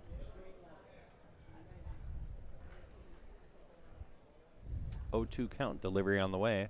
That breaking ball misses outside. So you get a lot of pitchers out here who like to strike guys out, and I think one of the things that you got to think about is you have a fantastic defense behind you. Efficiency, especially when you have to work a few innings. Throw some balls in the corner, throw some balls across the plate. Challenge these guys to hit. It's not like we've seen a ton of home runs. The wind's kind of blowing wherever it wants to blow, and let your fielders make a play. Get them involved. Nobody likes to see walks. Oh, that ball's hit down the right field line, and it's going foul. It's in the corner. One hops the fence. So, yeah, you put it across the plate, but they hit a long foul ball. Still a long strike if there's not 2 strikes on you already. So Challenge the guy to hit. Even in an all-star series, challenge him. Yep. Because Asen's come in and walked 4 guys. That one's out of the stadium, though. John, that is our 20th foul ball in 5 innings. Not even 5 innings. Yeah, 20th foul ball out of the stadium. So all we need. And that's 6 game 1. That's just yes. We're on pace for over 100 foul balls out of the stadium. That's over $100 someone could put towards a charity of their choice. Mary's Place, the Schmaker Foundation, the John Sands Scholarship, the Hopkins Flyers Legion account. There's so many things you could put that 100. You could open an IRA. You could help a kid save some money and put it in a savings account. Full count, nobody down. That fastball is going to the parking lot. So we got They're ourselves going to a eventually battle. run out of dollar bills, I would think. Well, and it's all Dales. And I said last inning, those dollars haven't seen the light of day, so.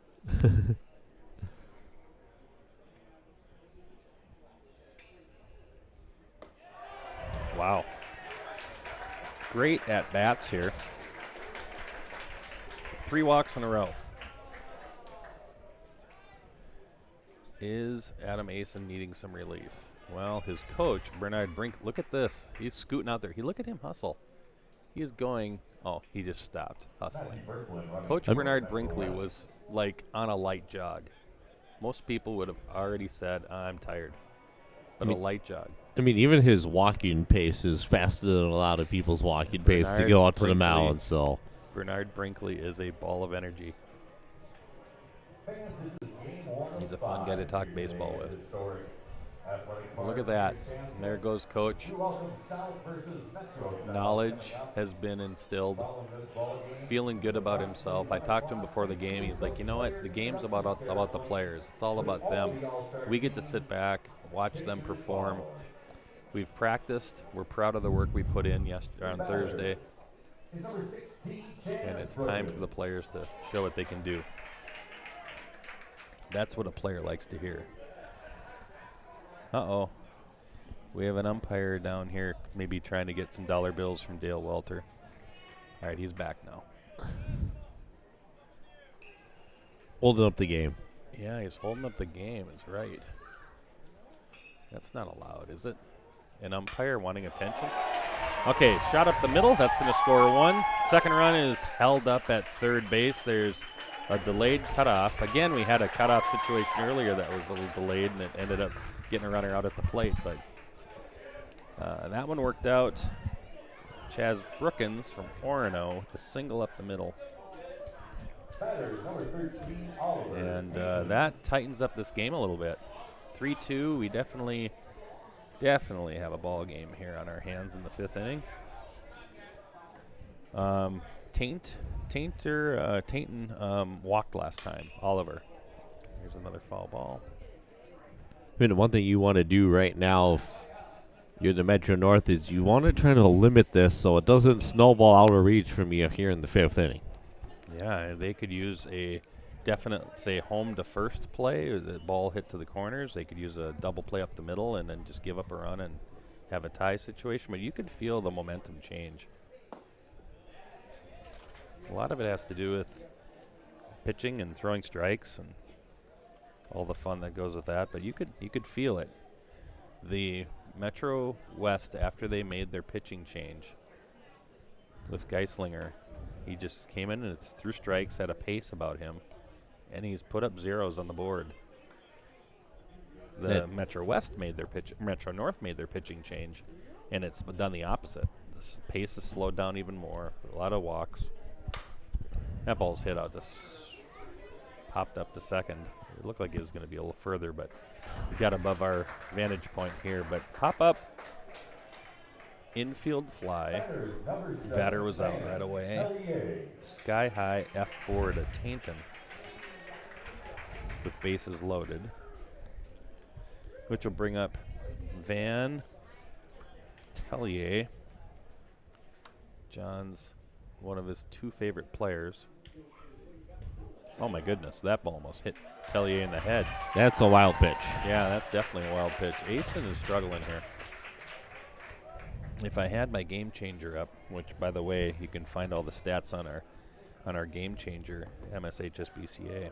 If I had a game changer up, I could tell you how many pitches have been thrown by Asen, and I just pulled it up. John, you want to take a guess as to how many pitches young Adam Asen has thrown today? I'm going to say 60. Oh my gosh, 61. That is amazing that you knew that. So John not only knows and is able to be technologically advanced, but he's also a part-time card counter over at Mystic Lake too. And if you drop a box of toothpicks, he can tell you exactly how many have dropped on the floor. I'm like that guy from down Periscope. I can hear the money drop, and I can tell you exactly what they dropped. All right, you heard it here. If you need help when you drop things, John's your guy. Well, we have a 3-3 ball game. Ton of momentum on the Metro West side. The infield is in for the Metro North. Adam Asen's needing to get out of this in the worst way. There's finally some relief going down in the pen. I wonder if they have Tommy Meyer getting hot. He threw yesterday. I wouldn't think he'd be throwing again today. Oh, there's a curveball strike. So poor Van Tellier struck out twice, both off of Asen. So Asen's like, hey, don't go back to the dugout. Come back up again. Let's try this again. But the hitter for Cam Erickson is Easton Ahrens. Ahrens from Orono is up with runners on second and third and a chance to break the tie. Asen deals strike 1. He's kind of found a third wind here. Not even a second wind. He's throwing a lot of pitches this inning. Asen's up to 66 pitches. Feels like most of them have been thrown this inning.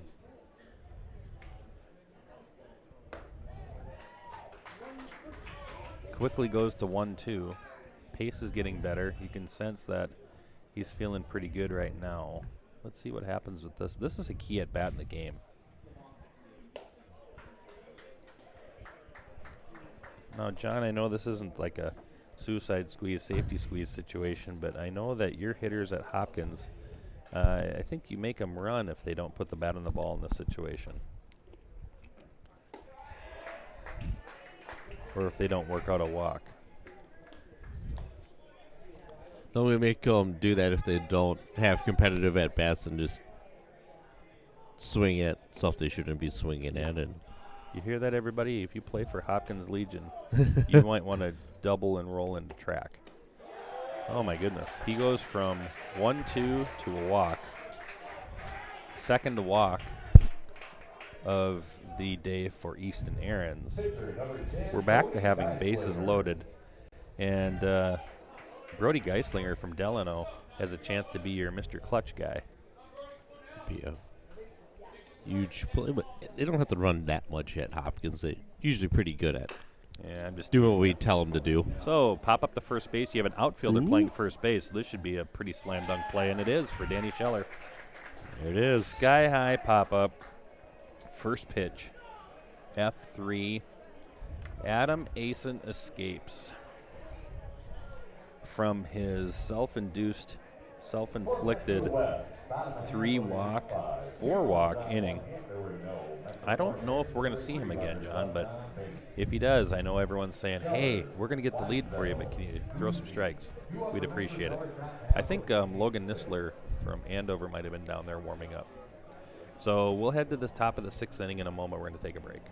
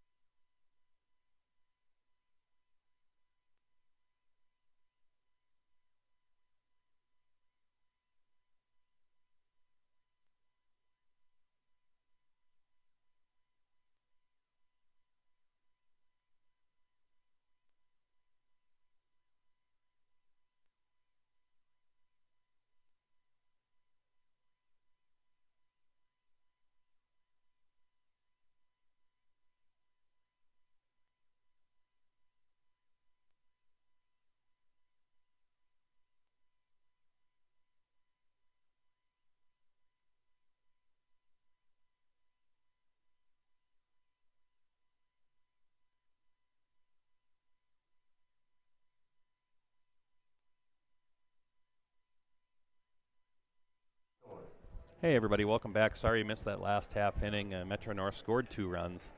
Spark plug of Danny Scheller right there, getting that going. Yeah, so the Metro West will be bringing up Carter Stortz, who's in the leadoff spot, struck out last time. New pitcher It's St. Francis's Hunter. Nalawahia. I'm sorry, Hunter. I'm just going to call you St. Francis's Hunter. As Storts crushes a ball down the third base line, way foul. So it'll be Storts, Mustard, and Ohm. Lefty, lefty, or righty, lefty, lefty.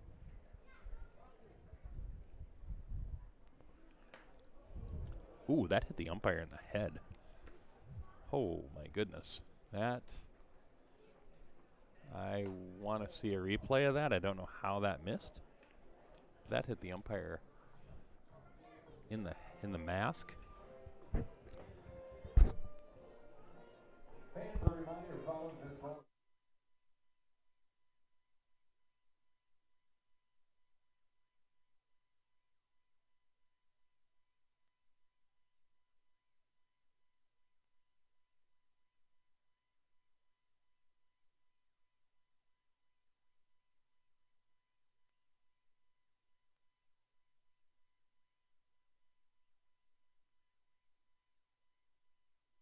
Hey, we're going to check on this umpire. We're going to give him a little time.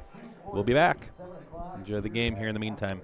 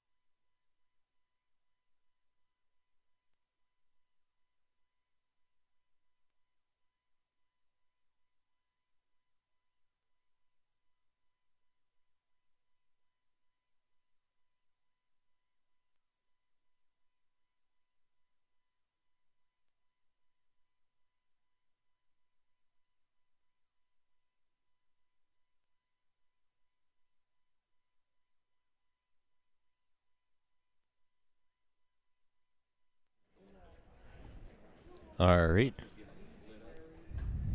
Yeah, Hunter Nyla Walja from St. Francis. Home at third, Maris at second.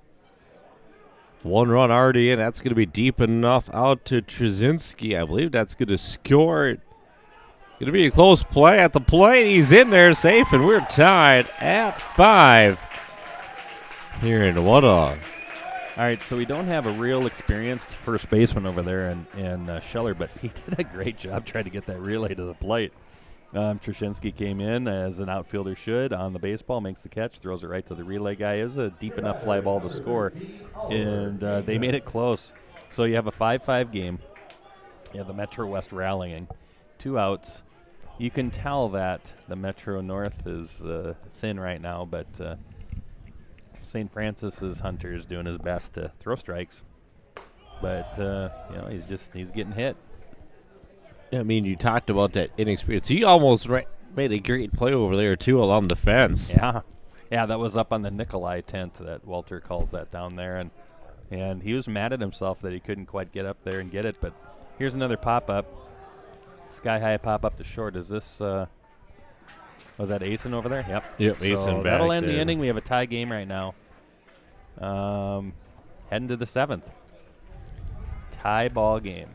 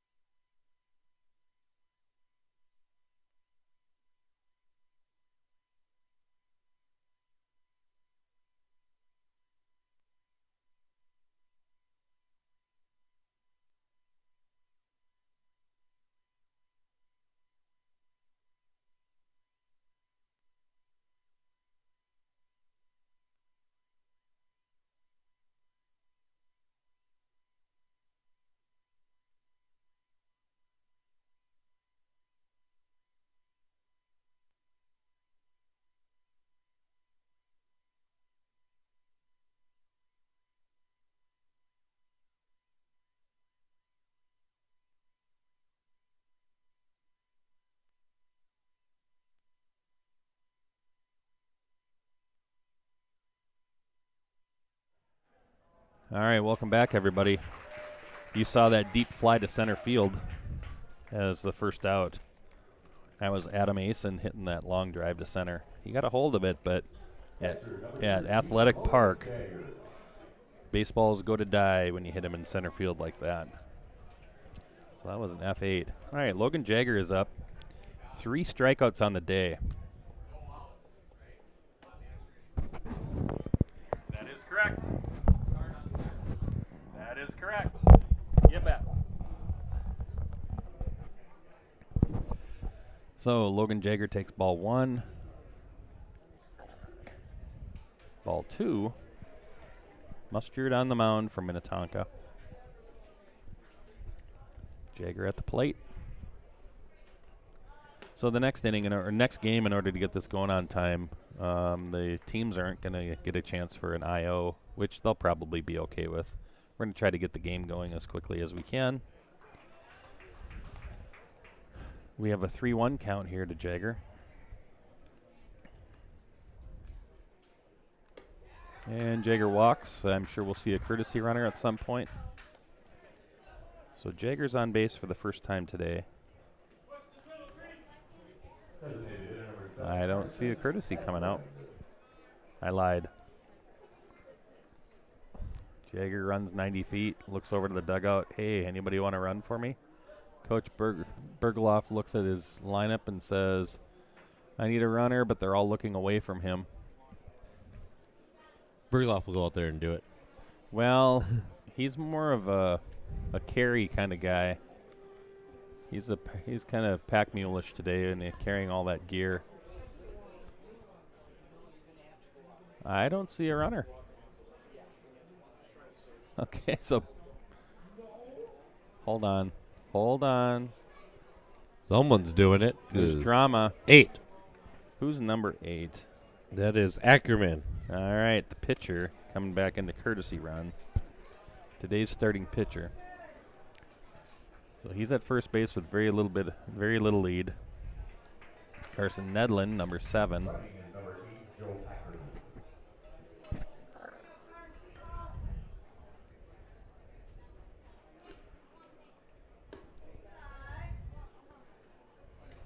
All right, so the ballpark's filling up.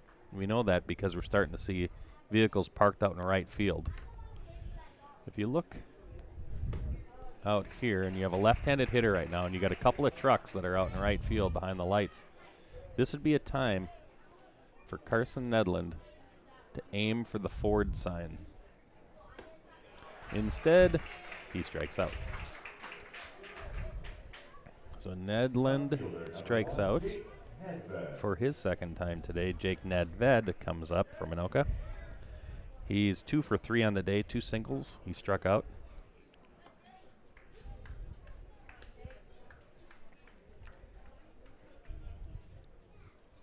If this game goes to extra innings, play 1 inning, runner on second base, and give each team a chance to try to score the run. The previous third out has to go back out to second base. Oh, there's a solid base hit to the right center gap. That's going to move runners over to third, and Nedved makes it to second. That throw's launched from right center. Hit very well. So Nedved keeps this thing going with a double to right center. Batter is number 4, Danny Scheller. And that brings up Danny Scheller from Andover with a chance to be a hero.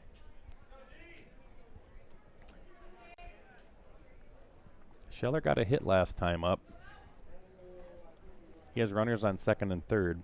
Just got done talking about runner on second with extra innings and a chance to do some damage with a 1 inning extra inning part. And then all of a sudden, Nedved says, I think I'm going to double to right center, which brings up Scheller. All right, so Scheller fouls it out of our stadium here for foul ball number 23 in honor of Michael Jordan and LeBron James. We have a 5-5 game, 2 down. It brings the count to 2-1. Great crowd right now. Scheller checks his swing, and that's strike 2. So, 2 balls, 2 strikes, 2 outs.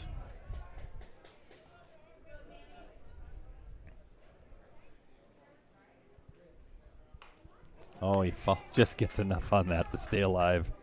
Just fouled that one off. By about a quarter inch. On deck is Chisago's Lucas Weinzettel. And this is Danny Scheller. He had a good first game yesterday. Extra base hit and was on the bases quite a bit. That ball's high. I wonder if Stortz is thinking it might not be a bad idea to, he doesn't have to be perfect here and he can walk Scheller so that there's a force at any bag. Nope, he's not. He's thinking, I'm going to strike him out. So, the Metro North had a chance to take the lead, or recapture the lead. Now they're going to the bottom of the 7th. Metro West can walk off as heroes here.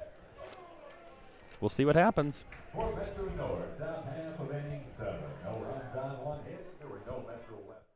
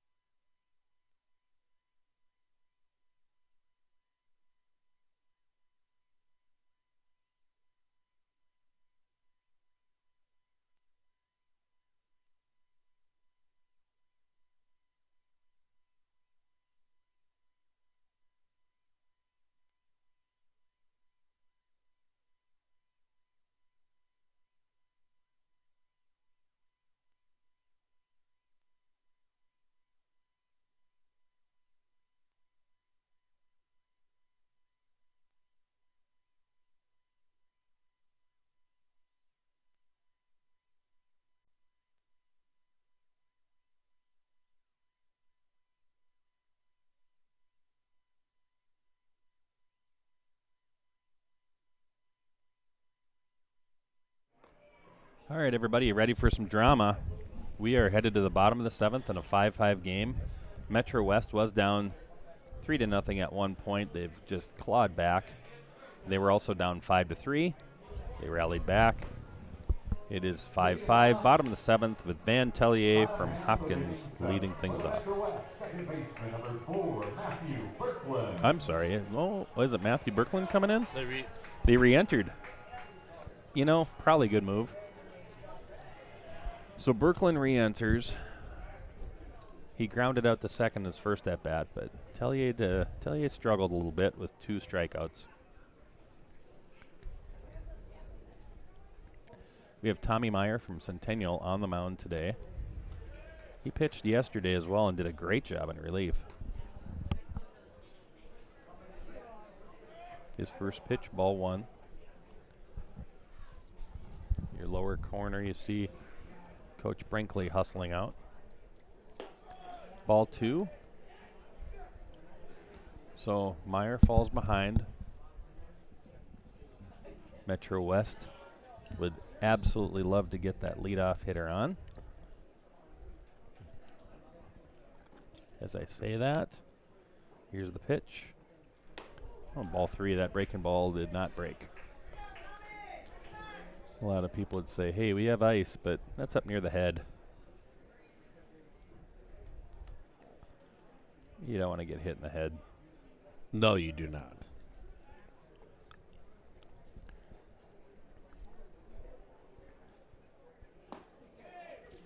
I'm not sure where that was, John, but we're just going to say we have a leadoff walk for Birkland, which brings up Easton Aarons, who's walked twice. So Tommy Meyer walks the leadoff guy. And then this game has a little bit of importance for each team. The winner plays at 5:15-ish. The loser plays right after the coach and player introductions. And that's just, it's just a time thing, but it's the number 3 seed versus the number 2 seed. A little bit of pride, a little bit of ego.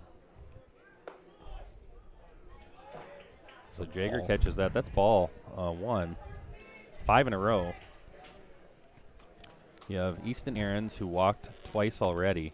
Great eye at the plate.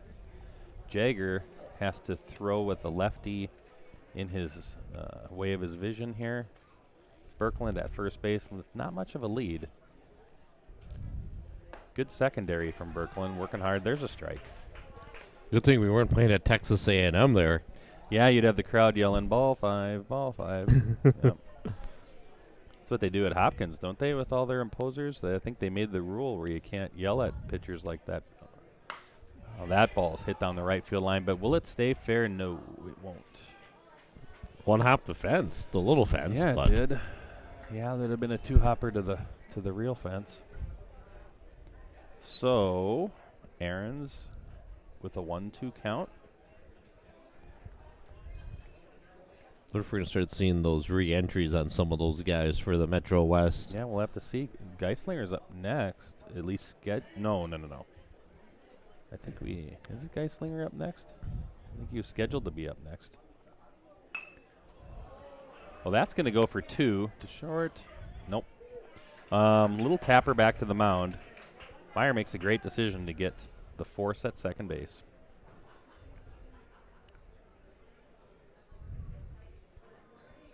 And Number 10, Brody Geislinger. Aarons is on first. He is a threat to steal. Geislinger is up. His last at bat. We had a pop up to first. And then it flips to the top where Carter Stortzer came in. I'm sorry, he didn't. Stortz has been, he came in for Bjorgard. Has a chance to be a hero potentially too. Ball 1. Not sure what happened to our strike zone there, but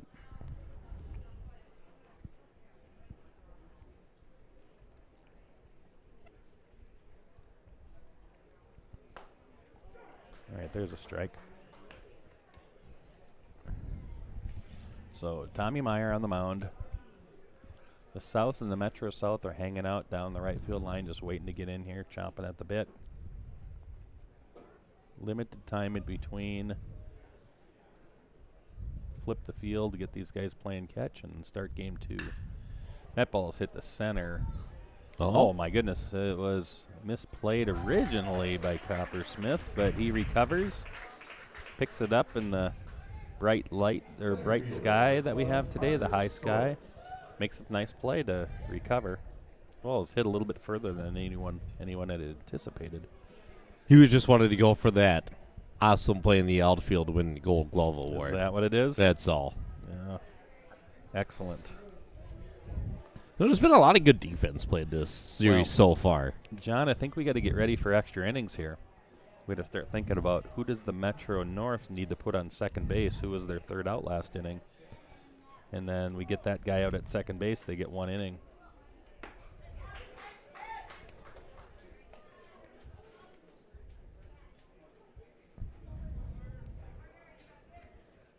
It might be Scheller. Scheller would go to second base because he struck out, which is not a bad guy to put at second base. Yeah. Talk about all the speed.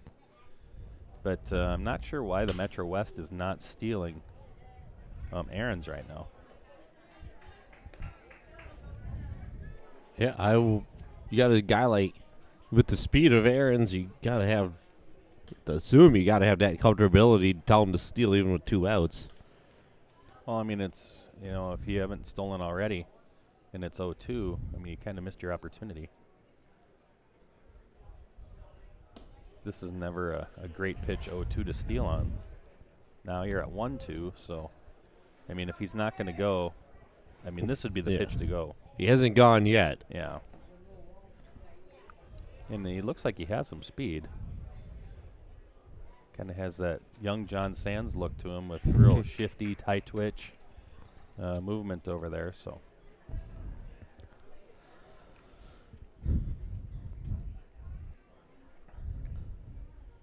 I mean, and you look at steal and you get a ball to the outfield, you could suddenly be at third base. Oh, for sure.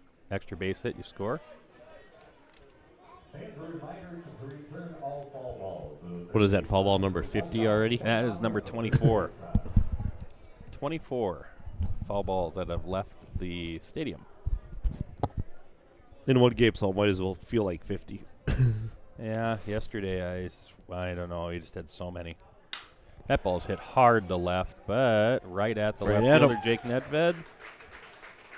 And that takes us to 1 extra inning.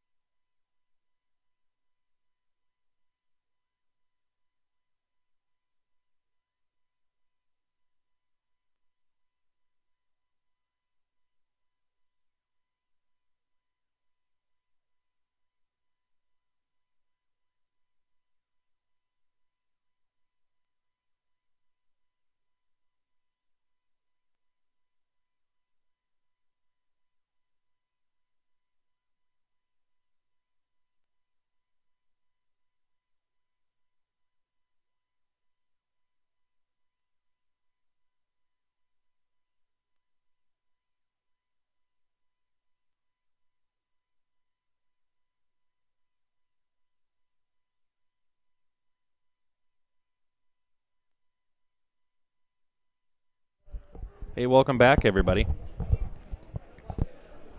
Welcome to the 8th inning. Very rarely do we have extra innings in this game, but today is a special fun one. We have the Metro North 5, Metro West 5, 8th inning. And you have Scheller starting at second base like Major League rules. You have Weinzettel at the plate. The question is, will Coach Brinkley Bunt. He didn't show it early, and there's one strike. Will he bunt? He will not. 2 strikes right away. Weinzettel up at the plate. Chisago Lakes has a chance to be a hero. Storts. Wines delivers. Waste pitch. Sorry, that's not Storts. That's Mustard. What am I thinking? Same team. Same Tonka team. Mustard with the delivery. Check swing. Did he go? He did not. It's a tough one for the umpire at that angle, but I think he made the right call. They don't care what I think, but it looked like it was a good call. So, Scheller at second. Weinzettel at the plate. Foul ball. John, that's foul ball number 25. 25 foul balls. And we are fast approaching, well, that's the quarter mark. Quarter of the way to 100. That's right. There's ball 3? 3 and 2. Full count. So, Mustard doesn't have to be perfect here. He could walk the guy. It allows forces at each base. But instead, strike 3. You know, I'm surprised the way Scheller was at second base and as aggressive as he was that maybe he didn't take off. Or, like you said, I would have thought maybe they would have had a bunt play in. Yeah. All right, so that brings up Blaine's Wilson Guzzi.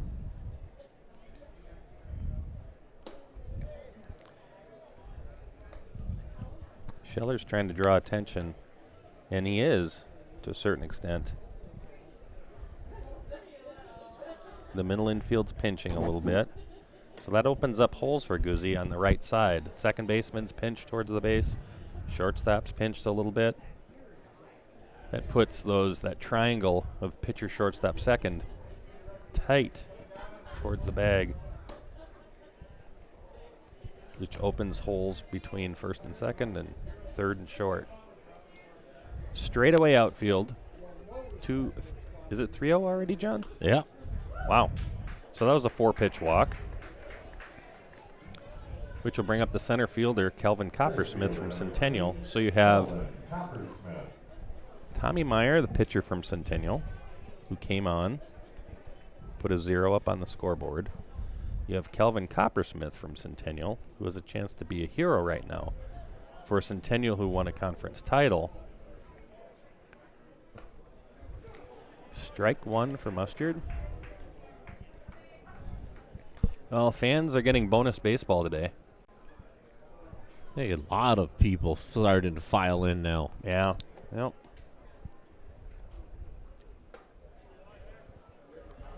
Bonus baseball. 1-1 count.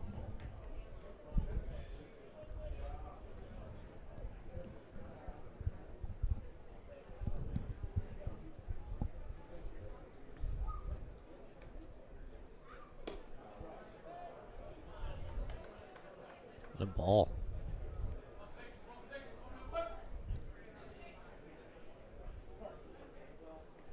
Hitters count right here. That must have been high, I guess. So Look, 3-1 maybe a count. little high. Yeah, maybe. We don't have that great of perch to be able to see the higher pitch. And sometimes the lower pitch gets blocked, but if it's center cut, we can see the corners. So, full count, 1 down. Could there be a double steal in this situation here? Maybe, but nope. Yeah, that had to be strike 3. That was right down the middle. So Coppersmith goes down looking, which will bring up Trushinsky, who doubled in the first inning to score a run. This is Elk River's Lincoln Trushinsky.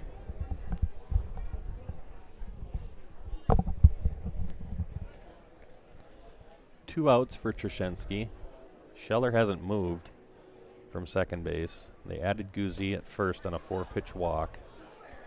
And Mustard's just doing his job. He's just going out there and trying to shove strikes. And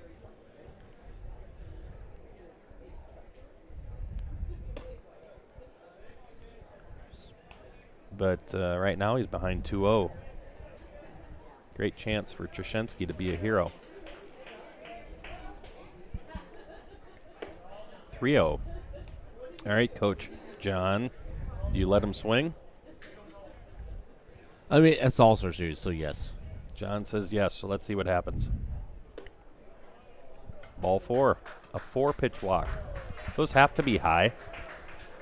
I don't know. So, Adam Asen is up, who hit a shot to center field last time. He doesn't have any hits. Shortstop, number 10, He Adam walked once. Easton. He got on and reached on an error.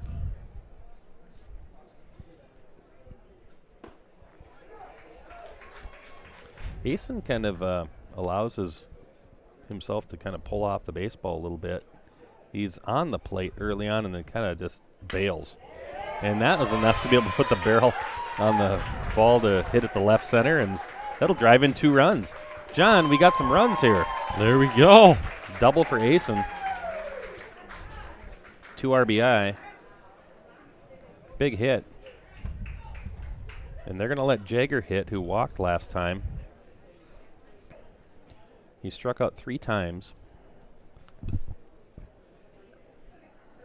Catcher number 13, Logan Jagger.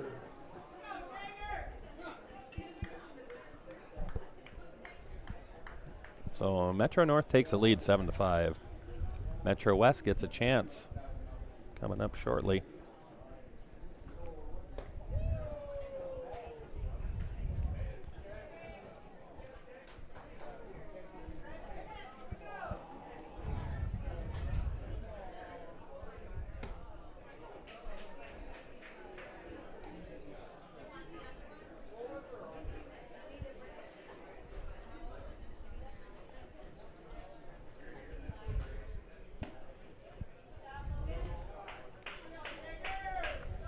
All right, so Mustard is down 2-1.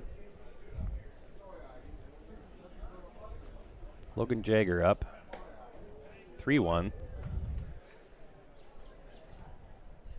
Jagger walked last time. He has runners on second and third. At second is Adam Asen. That ball is pulled foul. Right down by Mark Wilson. Nice play, Mark. 1 hopper. Mark, please go and get your dollar.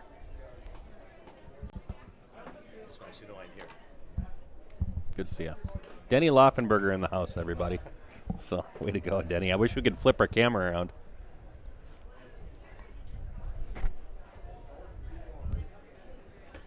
All right, so Logan Jagger has a full count, 2 down. This is the double for Asen was a big pitch and probably the pitch of the game, but this strike 3, oh my goodness. Talk about freezing a guy. Sorry, Logan Jagger, but you are the owner of 4 strikeouts. And that'll take us to the bottom of the inning where we will see if the Metro West can rally.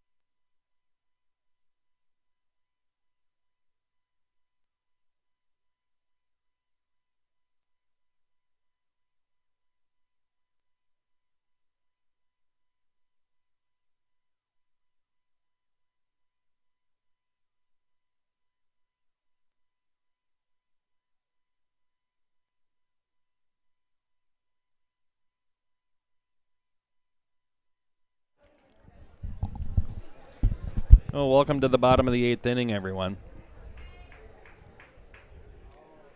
Let's see what the Metro West does here. So, Metro West has Mustard and Ohm and Miras, which that was the crew that started the rally to tie it earlier. Tommy Meyer lets one. It's hard to tell if that was a pass ball or a wild pitch. I think we're going to have to call that a wild pitch. Yep. Although it could have been caught. Runner at third. Nobody out. Infield's just playing normal depth. They don't care about that run. Yeah, Stort's at third now. I don't think Mustard's going to bunt. That ball's hit hard past a diving Danny Scheller. I'd like to see the exit velo on that. The Pretty next-gen solid. stats. There's 3 digits on that exit velo, I'll tell you. So that was a line drive. Scheller made a great effort. But, you know, there's just no chance. Talk about an athletic attempt, though. Yeah, especially for someone that normally doesn't play in an infield position He's like been that. pretty good. Yeah. Looks like we're going to have a courtesy runner here.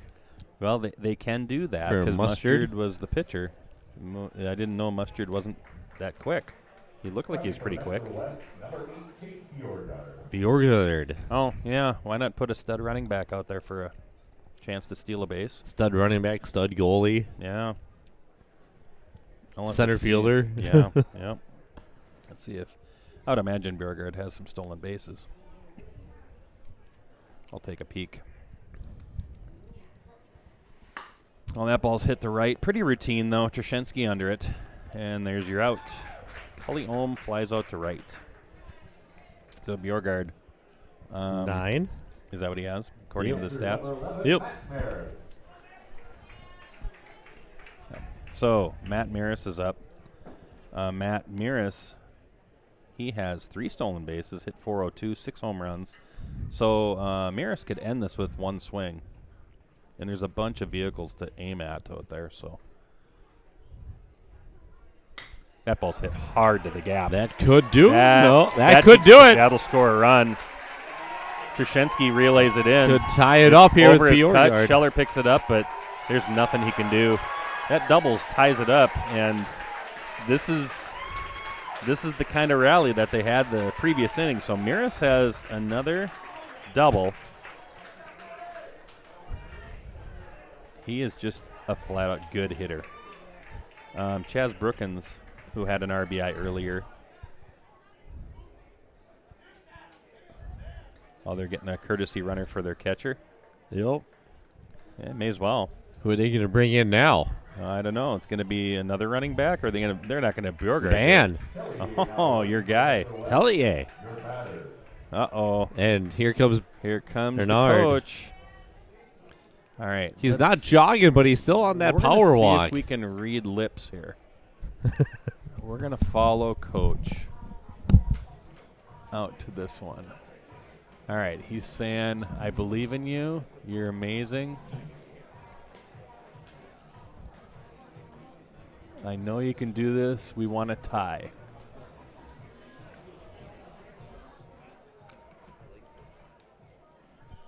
All right. So Coach Brinkley has made his visit. Your batter for Metro West, first baseman number 16, Chad Brookins. So Chaz Brookins has a chance to be a hero here. Tellier at second base. Orono's Chaz Brookins at the plate. Or he gets a chance to be a hero today. Yeah, I hear an echo.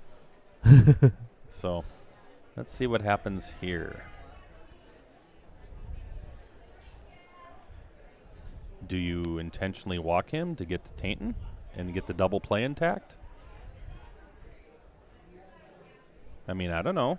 Do you bunt him to move Nah, winning not run on this. to third? Not that. I would almost think as a defense, put him on. As an offense, I don't think you're thinking bunt at all. But there's a ball hit to second. Guzzi over to first. Scheller with the catch. We have ourselves what John essentially wanted to do, which is a runner at third with 2 outs. 1 pitch. That kind of took the drama out of it. So we actually have had a couple of pass balls / wild pitches, so that could be an ending. We can't have a sacrifice fly. We've had a couple of hard hit balls to gaps, which could end it. We don't know if the Metro West is in bubblegum or water dumping mode right now for a walk-off. We'll just have to see what ends up happening here. It could end as a tie. Maybe both coaches get water dumped on them in a tie situation, or they just toilet paper wrap them. I don't know. Unlikely a suicide here, though. I'm sorry, what? Unlikely a suicide squeeze here. Thank you. Would be my guess. Unlikely that's going to I happen. think you're right, John. Yeah. I wasn't thinking. All right, so anyway, we have 2 outs, and none of that's funny. So Tommy Myers trying to preserve the tie. If we have a tie, we have to look at differential and all that. So the Metro West lost. Oh, that's going to be the ball game to Nedved. Yep, and that is it. All right, so we end in a tie. Ladies and gentlemen, final score alert here, game 1. Metro North 7, Metro West 7. 7-10-1 for the North, 7-7-2 for Metro West. All right, John's going to figure out the tie scenarios and let us know who's the 3 and the 2 and the 1. We know that the 1 is the North with the 2-0 record. We know that the Metro North lost 6-3 and tied 7-7. We know that the Metro West tied 7-7. And what was the result of the other game? Metro West -1, Metro North -3. Metro West is ahead. Was Metro West, did they lose 2-1? Yeah. All right, so it's going to be the North as your number 1. It's going to be Metro West as your number 2. It's going to be Metro North as your number 3. All right, so that's what it is. Thanks for joining us on this broadcast, everybody.